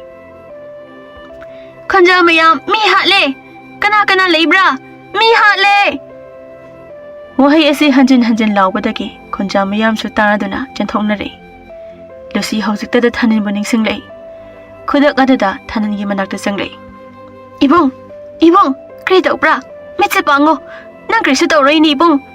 ꯏꯄꯥ, ꯏꯕꯨꯡꯁꯦ ꯀꯩꯅꯣꯝꯃ ꯇꯧꯔꯤꯅꯦ. ꯇꯥꯟꯖꯥ ꯑꯗꯨꯗ ꯈꯨꯟꯖꯥ ꯃꯌꯥꯝꯁꯨ ꯊꯥꯅꯟꯒꯤ ꯃꯅꯥꯛꯇ ꯆꯪꯂꯛꯏ. ꯈꯨꯗꯛ ꯑꯗꯨꯗ ꯈꯨꯟ ꯑꯗꯨꯒꯤ ꯃꯤꯌꯥꯝꯅ ꯊꯥꯅꯟꯕꯨ ꯍꯣꯁꯄꯤꯇꯥꯜꯗ ꯄꯨꯅꯕ ꯍꯣꯠꯅꯔꯤ. ꯈꯨꯟꯖꯥ ꯅꯨꯄꯥ ꯑꯃꯅ ꯑꯁꯨꯝꯅ ꯍꯥꯏꯔꯛꯏ. ꯂꯨꯁꯤ, ꯅꯪꯁꯨ ꯂꯣꯏꯁꯤꯜꯂꯨꯔꯣ. ꯅꯨꯄꯥꯁꯤ ꯍꯣꯁꯄꯤꯇꯥꯜꯗ ꯄꯨꯗ꯭ꯔꯕꯗꯤ ꯑꯋꯥꯕ ꯁꯣꯏꯗꯅ ꯇꯥꯀꯅꯤꯅꯦ. ꯏꯕꯨꯡ, ꯑꯩ ꯂꯣꯏꯁꯤꯜꯂꯔꯣꯏ, ꯌꯥꯔꯅꯤ. ꯑꯗꯨꯗꯤ ꯑꯩ ꯒꯥꯔꯤ ꯂꯧꯔꯒꯦ ꯂꯩꯔꯝꯃꯨꯀꯣ ꯉꯥꯏꯍꯥꯛꯀꯤ ꯃꯇꯨꯡ ꯈꯨꯟꯖꯥ ꯅꯨꯄꯥ ꯈꯔ ꯑꯃꯗꯤ ꯂꯨꯁꯤꯒꯤ ꯃꯄꯥꯒ ꯃꯈꯣꯏ ꯈꯔꯅ ꯊꯥꯅꯦꯟꯕꯨ ꯍꯣꯁꯄꯤꯇꯥꯜꯗ ꯄꯨꯔꯛꯂꯝꯃꯤ ꯆꯤꯡꯒꯤ ꯂꯝꯕꯤ ꯑꯣꯏꯕꯅ ꯂꯥꯛꯄꯗ ꯃꯇꯝ ꯈꯔ ꯊꯦꯡꯂꯝꯃꯤ ꯑꯗꯨꯕꯨ ꯅꯨꯃꯤꯠ ꯇꯥꯔꯝꯗꯥꯏ ꯑꯗꯨꯋꯥꯏꯗ ꯍꯣꯁꯄꯤꯇꯥꯜ ꯌꯧꯔꯛꯂꯝꯃꯤ ꯃꯇꯝ ꯑꯗꯨꯗ ꯗꯣꯛꯇꯔ ꯅꯨꯄꯥ ꯑꯃꯅ ꯊꯥꯅꯟꯒꯤ ꯐꯤꯕꯝ ꯌꯦꯡꯂꯝꯃꯤ ꯃꯌꯥꯝ ꯍꯧꯖꯤꯛ ꯑꯅꯥꯕꯁꯤ ꯈꯨꯗꯣꯡꯊꯤꯅꯤꯡꯉꯥꯏ ꯑꯣꯏꯗ꯭ꯔꯦ ꯇꯝꯊꯤꯅ ꯁꯣꯛꯄ ꯍꯥꯏꯕꯗꯨ ꯑꯣꯏꯗꯦ ꯄꯥꯈꯠꯄꯤꯒꯅꯨ ꯗꯣꯛꯇꯔ ꯑꯗꯨꯒꯤ ꯋꯥꯍꯩ ꯇꯥꯔꯒ ꯂꯨꯁꯤ ꯑꯋꯥꯕ ꯈꯔ ꯀꯣꯛꯆꯩ ꯅꯨꯃꯤꯠꯇꯨꯒꯤ ꯅꯨꯡꯗꯥꯡꯅꯤ ꯃꯤꯠꯂꯨꯕꯤ ꯃꯥꯒꯤ ꯃꯄꯨꯔꯣꯏꯕꯗ ꯀꯣꯜ ꯇꯧꯔꯛꯏ ꯍꯜꯂꯣ ꯇꯥꯃꯣ ꯀꯩꯗꯧꯔꯦ ꯍꯜꯂꯛꯑꯔꯣꯏꯗ꯭ꯔꯣ ꯃꯇꯝꯁꯦ ꯊꯦꯡꯈ꯭ꯔꯦ ꯃꯤꯠꯂꯨꯕꯤ ꯑꯩ ꯍꯜꯂꯛꯄ ꯌꯥꯗꯧ ꯃꯥꯟꯗ꯭ꯔꯦ ꯍꯧꯖꯤꯛꯇ ꯅꯨꯄꯥ ꯑꯃ ꯄꯨꯈꯠꯂꯛꯏ ꯑꯗꯣ ꯐꯖꯅ ꯌꯦꯡꯂꯝꯗꯕ ꯌꯥꯔꯣꯏꯗꯧꯔꯤ ꯀꯌꯥꯝ ꯂꯨꯕ ꯂꯩꯅꯥꯅꯣ ꯌꯨꯝꯁꯤꯗ ꯏꯇꯣꯝꯇ ꯂꯩꯕꯁꯦ ꯅꯨꯡꯉꯥꯏꯇꯦ ꯇꯧꯕꯅꯤ ꯏꯃꯥꯒ ꯄꯥꯕꯨꯡꯒꯁꯨ ꯂꯩꯕ ꯅꯠꯇꯦ ꯑꯁ ꯅꯪꯁꯤꯗꯤꯕꯀꯣ ꯁꯤꯕꯨ ꯌꯦꯡꯗꯕ ꯌꯥꯔꯤꯕꯣ ꯅꯪꯒꯩꯗ ꯊꯣꯛꯂꯕꯗꯤ ꯀꯃꯥꯏ ꯇꯧꯅꯤ ꯍꯣꯏꯕ ꯆꯨꯝꯃꯦꯕ ꯑꯗꯣ ꯏꯇꯣꯝꯇ ꯀꯤꯖꯩ ꯇꯧꯕꯅꯤ ꯀꯤꯅꯣ ꯌꯨꯝꯗꯨꯗ ꯀꯅꯥꯝꯇ ꯂꯥꯛꯑꯣꯏ ꯑꯗꯣ ꯊꯝꯃꯒꯦ ꯑꯩ ꯀꯧꯔꯛꯏ ꯑꯁꯨꯝꯅ ꯐꯣꯟ ꯊꯝꯅꯈꯤ ꯃꯊꯪꯒꯤ ꯅꯨꯃꯤꯠꯅꯤ ꯃꯤꯠꯂꯨꯕꯤ ꯃꯥꯒꯤ ꯅꯨꯄꯥꯒꯤ ꯃꯅꯥꯛꯇ ꯊꯕꯛ ꯑꯃꯒꯤꯗꯃꯛꯇ ꯃꯥꯕꯨ ꯀꯧꯕ ꯂꯥꯛꯂꯝꯃꯤ ꯍꯣꯁꯄꯤꯇꯥꯜ ꯌꯧꯔꯕꯗ ꯃꯥꯒꯤ ꯅꯨꯄꯥꯒꯤ ꯔꯨꯝꯗ ꯆꯪꯂꯛꯏ ꯇꯥꯃꯣ ꯊꯕꯛ ꯂꯣꯏꯗ꯭ꯔꯤꯕꯣ ꯑꯩꯈꯣꯏ ꯇꯥꯆꯧꯗꯣ ꯍꯌꯦꯡ ꯊꯕꯛ ꯃꯐꯝꯗ ꯆꯠꯂꯅꯤ ꯍꯥꯏ ꯑꯗꯨꯒꯤ ꯇꯥꯃꯣꯒ ꯉꯥꯏꯍꯥꯛꯇ ꯂꯥꯛꯑꯣ ꯍꯥꯏꯔꯤ ꯑꯣ ꯏꯕꯥꯏ ꯆꯠꯂꯅꯤ ꯍꯥꯏꯌꯦꯕ ꯍꯣꯏ ꯍꯣꯏ ꯆꯠꯂꯨꯁꯦ ꯑꯗꯣ ꯑꯩ ꯑꯅꯥꯕꯗꯣ ꯍꯤꯗꯥꯛ ꯂꯥꯡꯊꯛ ꯈꯔ ꯁꯤꯟꯅꯔꯨꯈꯤꯒꯦ ꯑꯁꯤ ꯍꯥꯏꯔꯝꯂꯒ ꯗꯣꯛꯇꯔ ꯊꯣꯛꯈꯤꯔꯝꯃꯤ ꯃꯤꯠꯂꯨꯕꯤꯁꯨ ꯃꯥꯒꯤ ꯅꯨꯄꯥꯅ ꯆꯠꯈꯤꯕꯗꯣ ꯃꯇꯨꯡꯗꯒꯤ ꯌꯦꯡꯗꯨꯅ ꯂꯩꯔꯝꯃꯤ ꯉꯥꯏꯍꯥꯛꯀꯤ ꯃꯇꯨꯡ ꯃꯤꯠꯂꯨꯕꯤꯗꯣ ꯁꯥꯎꯅꯤꯡꯂꯛꯏ ꯑꯩꯅ ꯉꯁꯥꯏꯗꯩ ꯍꯥꯏꯔꯤꯁꯦ ꯊꯧꯁꯥꯕꯤꯗꯦꯕ ꯉꯁꯥꯏꯗꯩꯕꯨ ꯀꯔꯤ ꯇꯧꯔꯤꯅꯣ ꯍꯥꯏꯕꯅꯤꯗ ꯑꯁꯤ ꯈꯟꯅ ꯃꯤꯠꯂꯨꯕꯤꯗꯣ ꯃꯥꯒꯤ ꯅꯨꯄꯥꯅ ꯆꯪꯈ꯭ꯔꯤꯕ ꯔꯨꯝ ꯑꯗꯨꯗ ꯃꯥꯁꯨ ꯆꯪꯂꯛꯏ ꯅꯈꯣꯏ ꯋꯥꯈꯜ ꯇꯥꯔꯅꯤꯀꯣ ꯃꯍꯥꯛꯁꯦ ꯇꯣꯉꯥꯟꯕ ꯂꯩꯅꯥ ꯑꯃꯁꯨ ꯌꯥꯎꯔꯤ ꯃꯍꯥꯛꯀꯤ ꯕ꯭ꯔꯦꯟ ꯑꯁꯤ ꯃꯄꯥꯡꯒꯜꯁꯨ ꯌꯥꯝꯅ ꯁꯣꯜꯂꯤ ꯑꯗꯨꯅ ꯑꯩꯅ ꯏꯔꯤꯕ ꯍꯤꯗꯥꯛꯁꯤꯡꯁꯦ ꯄꯤꯖꯕ ꯀꯥꯎꯕꯤꯒꯅꯨ ꯐꯔꯦ ꯐꯔꯦ ꯑꯗꯨꯗꯤ ꯑꯩ ꯆꯠꯂꯨꯈꯤꯒꯦ ꯍꯣꯔꯦꯟ ꯑꯃꯨꯛ ꯊꯦꯡꯅꯔꯁꯤꯀꯣ ꯑꯁꯤ ꯍꯥꯏꯔꯝꯂꯒ ꯊꯣꯛꯂꯛꯄꯗ ꯃꯤꯠꯂꯨꯕꯤꯗꯣ ꯁꯥꯎꯅ ꯂꯦꯞꯇꯨꯅ ꯂꯩꯔꯤꯕꯗꯨ ꯎꯔꯝꯃꯤ ꯃꯤꯠꯂꯨꯕꯤ ꯌꯥꯔꯤ ꯆꯠꯂꯁꯤ ꯁꯣꯝꯗ ꯌꯥꯗꯕꯒꯤꯅꯦꯕ ꯁꯥꯎꯔꯅꯨꯁꯦ ꯑꯗꯨꯝꯅ ꯃꯈꯣꯏ ꯊꯣꯛꯈꯤꯔꯝꯃꯤ ꯅꯨꯃꯤꯗꯥꯡ ꯋꯥꯏꯔꯝꯒꯤ ꯃꯇꯝꯅꯤ ꯊꯥꯅꯦꯟ ꯑꯅꯥꯕ ꯑꯗꯨ ꯈꯔ ꯐꯒꯠꯂꯝꯃꯤ ꯃꯇꯝ ꯑꯗꯨꯗ ꯂꯨꯁꯤꯗꯤ ꯊꯥꯅꯤꯟꯅ ꯍꯤꯞꯂꯤꯕ ꯐꯃꯨꯡ ꯑꯗꯨꯗ ꯇꯨꯝꯗꯨꯅ ꯂꯩꯔꯤ ꯊꯥꯅꯤꯟꯅ ꯌꯥꯎꯍꯜꯂꯛꯄꯗ ꯂꯨꯁꯤꯒꯤ ꯃꯈꯨꯠꯇ ꯊꯦꯡꯂꯝꯃꯤ ꯃꯇꯝ ꯑꯗꯨꯗ ꯂꯨꯁꯤ ꯃꯤꯀꯞ ꯊꯣꯛꯂꯛꯇꯨꯅ ꯊꯥꯅꯤꯟꯗ ꯌꯦꯡꯂꯛꯏ ꯊꯥꯅꯤꯜ ꯑꯅꯥꯕ ꯑꯗꯨ ꯈꯪꯖꯤꯜꯂꯒ ꯏꯁꯤꯡ ꯊꯛꯅꯤꯡꯉꯤ ꯃꯇꯝ ꯑꯗꯨꯗ ꯂꯨꯁꯤꯅ ꯊꯥꯅꯤꯟꯗ ꯏꯁꯤꯡ ꯄꯤꯔꯝꯃꯤ ꯏꯕꯨꯡ ꯁꯦ ꯏꯁꯤꯡꯁꯤꯗ ꯂꯩꯔꯦ ꯑꯗꯣ ꯏꯕꯨꯡꯅ ꯊꯛꯄꯗꯣ ꯅꯨꯡꯉꯥꯏꯔꯣꯏ ꯅꯆꯟꯅ ꯏꯟꯕꯤꯒꯦ ꯁꯦ ꯏꯕꯨꯡ ꯑꯁꯨꯝꯅ ꯏꯁꯤꯡ ꯄꯤꯊꯛꯄ ꯂꯣꯏꯔꯕ ꯃꯇꯨꯡꯗ ꯊꯥꯅꯤꯟꯅ ꯂꯨꯁꯤꯗ ꯅꯪꯕꯨ ꯀꯅꯥꯅꯣ ꯍꯥꯏꯅ ꯍꯪꯂꯝꯃꯤ ꯃꯇꯝ ꯑꯗꯨꯗ ꯑꯩ ꯂꯨꯁꯤꯅꯤ ꯏꯕꯨꯡ ꯍꯥꯏꯅ ꯍꯥꯏꯔꯝꯃꯤ ꯂꯨꯁꯤ ꯍꯥꯏꯕ ꯑꯩꯗꯤ ꯂꯨꯁꯤ ꯀꯅꯥꯅꯣ ꯈꯪꯗ꯭ꯔꯦ ꯏꯆꯟ ꯑꯩꯅ ꯂꯩꯔꯤꯁꯤꯅ ꯀꯗꯥꯏꯗ ꯑꯗꯨꯒ ꯑꯩꯒꯤ ꯃꯤꯠꯂꯨꯕꯤꯗꯤ ꯀꯗꯥꯏ ꯃꯇꯝ ꯑꯗꯨꯗ ꯂꯨꯁꯤ ꯃꯀꯣꯛ ꯑꯗꯨ ꯈꯟꯕ ꯉꯝꯗꯅ ꯉꯥꯎꯖꯩ ꯏꯕꯨꯡ ꯀ꯭ꯔꯤꯔꯥ ꯏꯕꯨꯡꯅ ꯍꯥꯏꯕꯗꯣ ꯑꯩꯗꯤ ꯀꯣꯛꯁꯤ ꯉꯥꯎꯔꯤꯅꯤ ꯑꯗꯣ ꯏꯕꯨꯡꯅ ꯍꯧꯖꯤꯛ ꯂꯩꯔꯤꯕ ꯃꯐꯝꯁꯤꯗꯤ ꯍꯣꯁꯄꯤꯇꯥꯜ ꯑꯣꯏꯕꯅꯤ ꯏꯕꯨꯡꯁꯦ ꯁꯣꯛꯄꯗꯒꯤ ꯃꯐꯝꯁꯤꯗ ꯂꯥꯌꯦꯡꯕ ꯊꯥꯅꯟ ꯍꯧꯖꯤꯛꯇꯗ ꯍꯧꯈꯤꯕ ꯀꯌꯥꯗꯣ ꯅꯤꯡꯁꯤꯡꯂꯛꯏ ꯑꯗꯨꯕꯨ ꯃꯁꯥ ꯉꯝꯗꯕ ꯃꯔꯝꯅ ꯍꯧꯒꯠꯂꯒ ꯆꯠꯄꯁꯨ ꯉꯝꯖꯗꯦ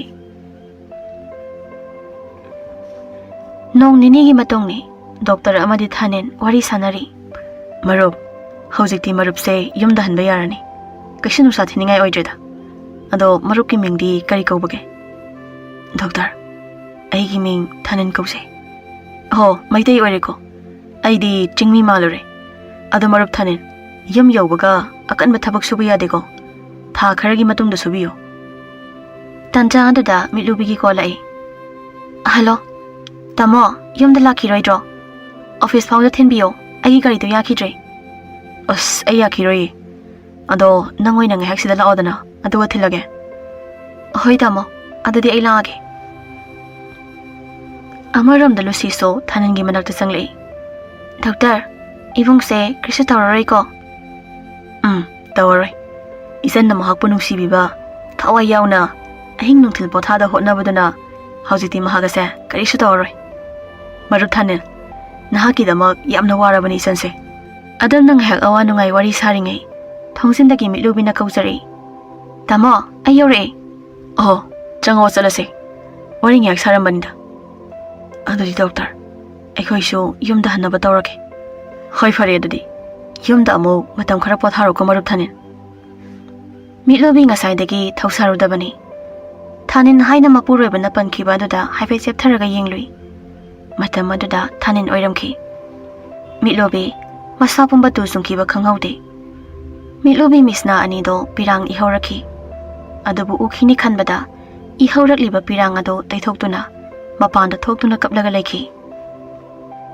Asumna Thanin thokhrabada Mitlubida magi nupana kaure. Adubu Mitlubidi leiramde. Kaidam chakrajano. Masi nupisi gi sausideba. Asi khana Mitlubi bu kaida laigi haina thirei. Adubu Mitlubidi mapuroibagi gari manungda thembina ba kana yaudraba amagum mathamoi pena kapjari. Mitlubi, sei, nangbu kaidaroge. Tamo soikreba. Matungdi nangna haibagane hekta laageba. Sei, sauranoba tamo lanjareba. Tamo, ai saudi. Ai office chalarage. Yumda halase. Asumna makhoi ani mayumda halaki.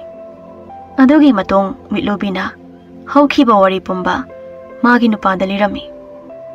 Haujikti magi nupaduso pumnamak khanglabada thamoi yamna kairami. Mitlubi, aduga karigi nahakna losinduna thamlibano.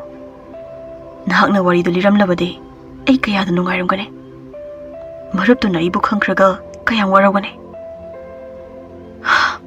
Aduba pumnamak haukre. Laibakini khalase. Adugane hayengse mayumda jalase. Ngasidi thengkhre. Mitlubi su hairibado hoi haina mangang adu nomi. Namitugi namidang wairamgi matamni.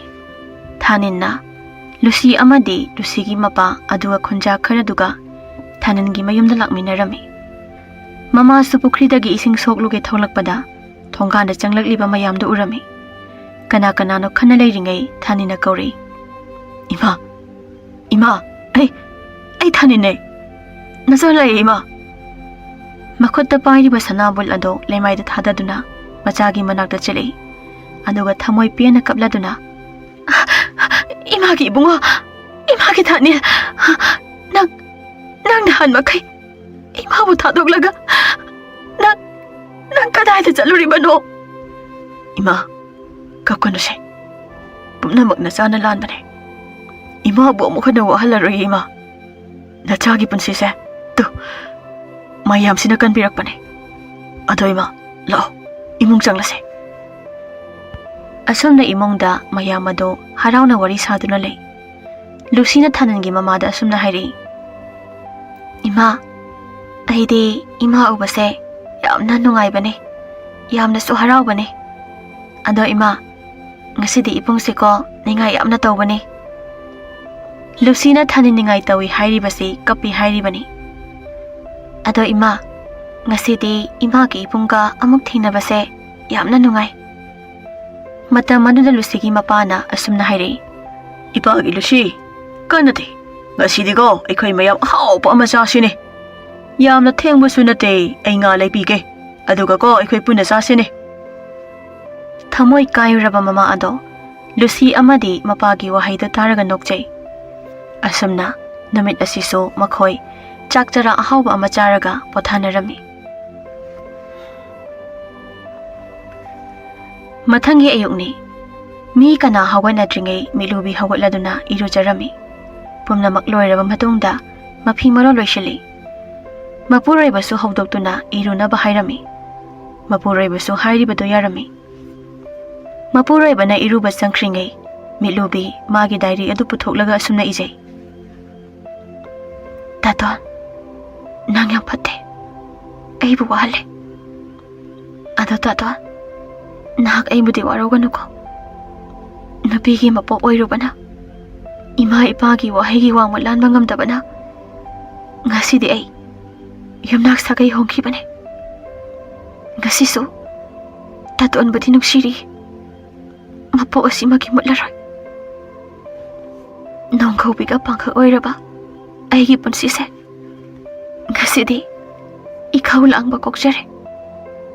Matam kaya ay taton bu halakpa wana ngay jarami haibase kaubig ano ko. Ano gami kupsidagi ay gitamoy gimapaudi ngasi aroy bu ay na dahil da ido na tamlaban eh. Taton ay nang bunong sikita ba dinate ano po ngagpiyo lana law kinuko taton. Amaromda thanangi mayumdani haujikti mayam ado amuk chatnaba sem sanarami adabu Lucidi yumgi akoibada motliba amadi napi mayam hauribado sengdoktuna leiri. Madaw ado thanangi mamanadi uribani. Ipagi Lucy, nangbu kadayda leibano? Aiko iso khunda hannaba tawrasine. Nama mathanta ngairamani. Lucy hathu changlaktuna ipa tu ipungi ingkholse motman pa adugi sengpane. Ado ipa ay ipungi sida atum lehauge. Nai chatloda. Ima matom tawagani eh. Tu yumgi akoibase ko yengbiyo ni ipa. Thanindi Lucigi mataw ubada nungsibaso phaujay. Karigidi phauroy. Lucy na tawkhiba mateng mayamduna. Tanja aduda thongalomda gari ama khamba urami. Gari aduda mayam ado mamit onsinduna yenglami. Matam aduda thaninna mitlubibu urami. Mitlubi ubada thanin mitlubigi manaktamna chenge tawrami. Adubu mamana thaningi khudang adu taphai. Nate imagi ibungo. Haujikti mitlubi yamnak sagai onkre. Mahaga sangminarikliba ase mahaki nupane. Mitlubi thanangi manak hek yaubaga asamna hairi. Taton aine mitlubi ne aibu khangrabo. Mitlubi aine karigi nahakbu kauthokane. Haujikso nangbu kautriye mitlubi. Taton miyoiba ikoigi punsise ahongba nai. Ahongba naiba mahakna ngasidi aisu yumnak sagai honge taton. Mahangda leplibase aigi ipuroibane. Thanin nupaduda fat yenglei. Matam aduda mabu layengbiba doctor adu oiramba aduda asumna hairi. Oh, doctor, ai khangjahodre. Pumnamak hokre. Haujikti mitlubise aigi pokminaba ichanni khalage. Matam pumba isan bu nungaina thambiyuko doctor. Marup aingonda doctor haina koithokpigano. Aigi so Iran amadi oirabani. Adubu laibakini khalage. Ngasidagi marup amagum nuksinana hingminasi marup. Matam maduda thanangi mamana mitlubibu konduna asumna hairi. Isadi laibak phabini. Isagi tawbimal ima kauti. Manglam gadawba imagi punsi ase. Isana kanbirakpani ko. Ngahaki matong mitlubigi thamoy pothaba ngamlaktre. Kapningba na masa aduso thak nikle. Adubu phazillaga aroibo oina thanenda asumna hairi. Taton haujik itaton so nungaiba punsi ama oibiyu ko. Aduga taton nahak aranba thabak phattaba wakhan khankanu ko. Imagi khallaga hingbiyu ko. Se dairi ne ai chalake. Asi hairamlaga mitlubi gari tamna chenkhi. Mitlubi chenkhi baduda mapuraiba aduso mitlubigi matungda inakhi. Asumna ngahak leraba matong Lucigi mapana asumna hairi. Ipagi Lucy laune chalasine. Nahakna laininglabaso nongma amuk laksine. Ngasigidi chasine. Ipa ay kapakani ko. Ay imagi ipungi manakta lehewki ba. Matam aduda thanangi mamana asumna Lucida hairi. Imagi ibema Lucy ay nahaki babungda haige ko. Asi hairaga thanangi mamana Lucigi mapada Lucybu mamaw oijerage haina khutlona duna hairami. Matam aduda Lucigi mapana asumna hairi.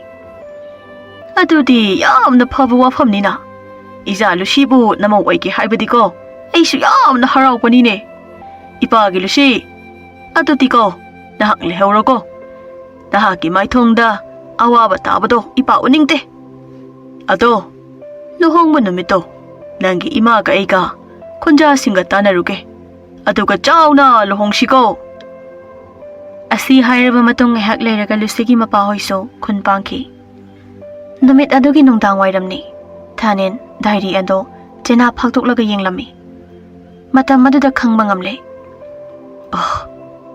ꯃꯤꯠꯂꯨꯕꯤ ꯅꯍꯥꯛꯀꯤ ꯊꯃꯣꯏ ꯁꯦꯡꯕ ꯅꯨꯡꯁꯤꯕ ꯑꯁꯤꯅ ꯉꯁꯤꯗꯤ ꯑꯩꯈꯣꯏ ꯄꯨꯟꯅ ꯎꯅꯕ ꯐꯪꯖꯔꯦꯀꯣ ꯑꯩꯁꯨ ꯅꯪꯕꯨꯗꯤ ꯅꯨꯡꯁꯤꯌꯦ ꯃꯤꯠꯂꯨꯕꯤ ꯑꯗꯨꯕꯨ ꯃꯇꯝ ꯄꯨꯝꯕ ꯅꯪꯒꯤ ꯅꯨꯡꯁꯤꯕꯗꯤ ꯊꯃꯣꯏꯗ ꯊꯝꯂꯒꯦꯀꯣ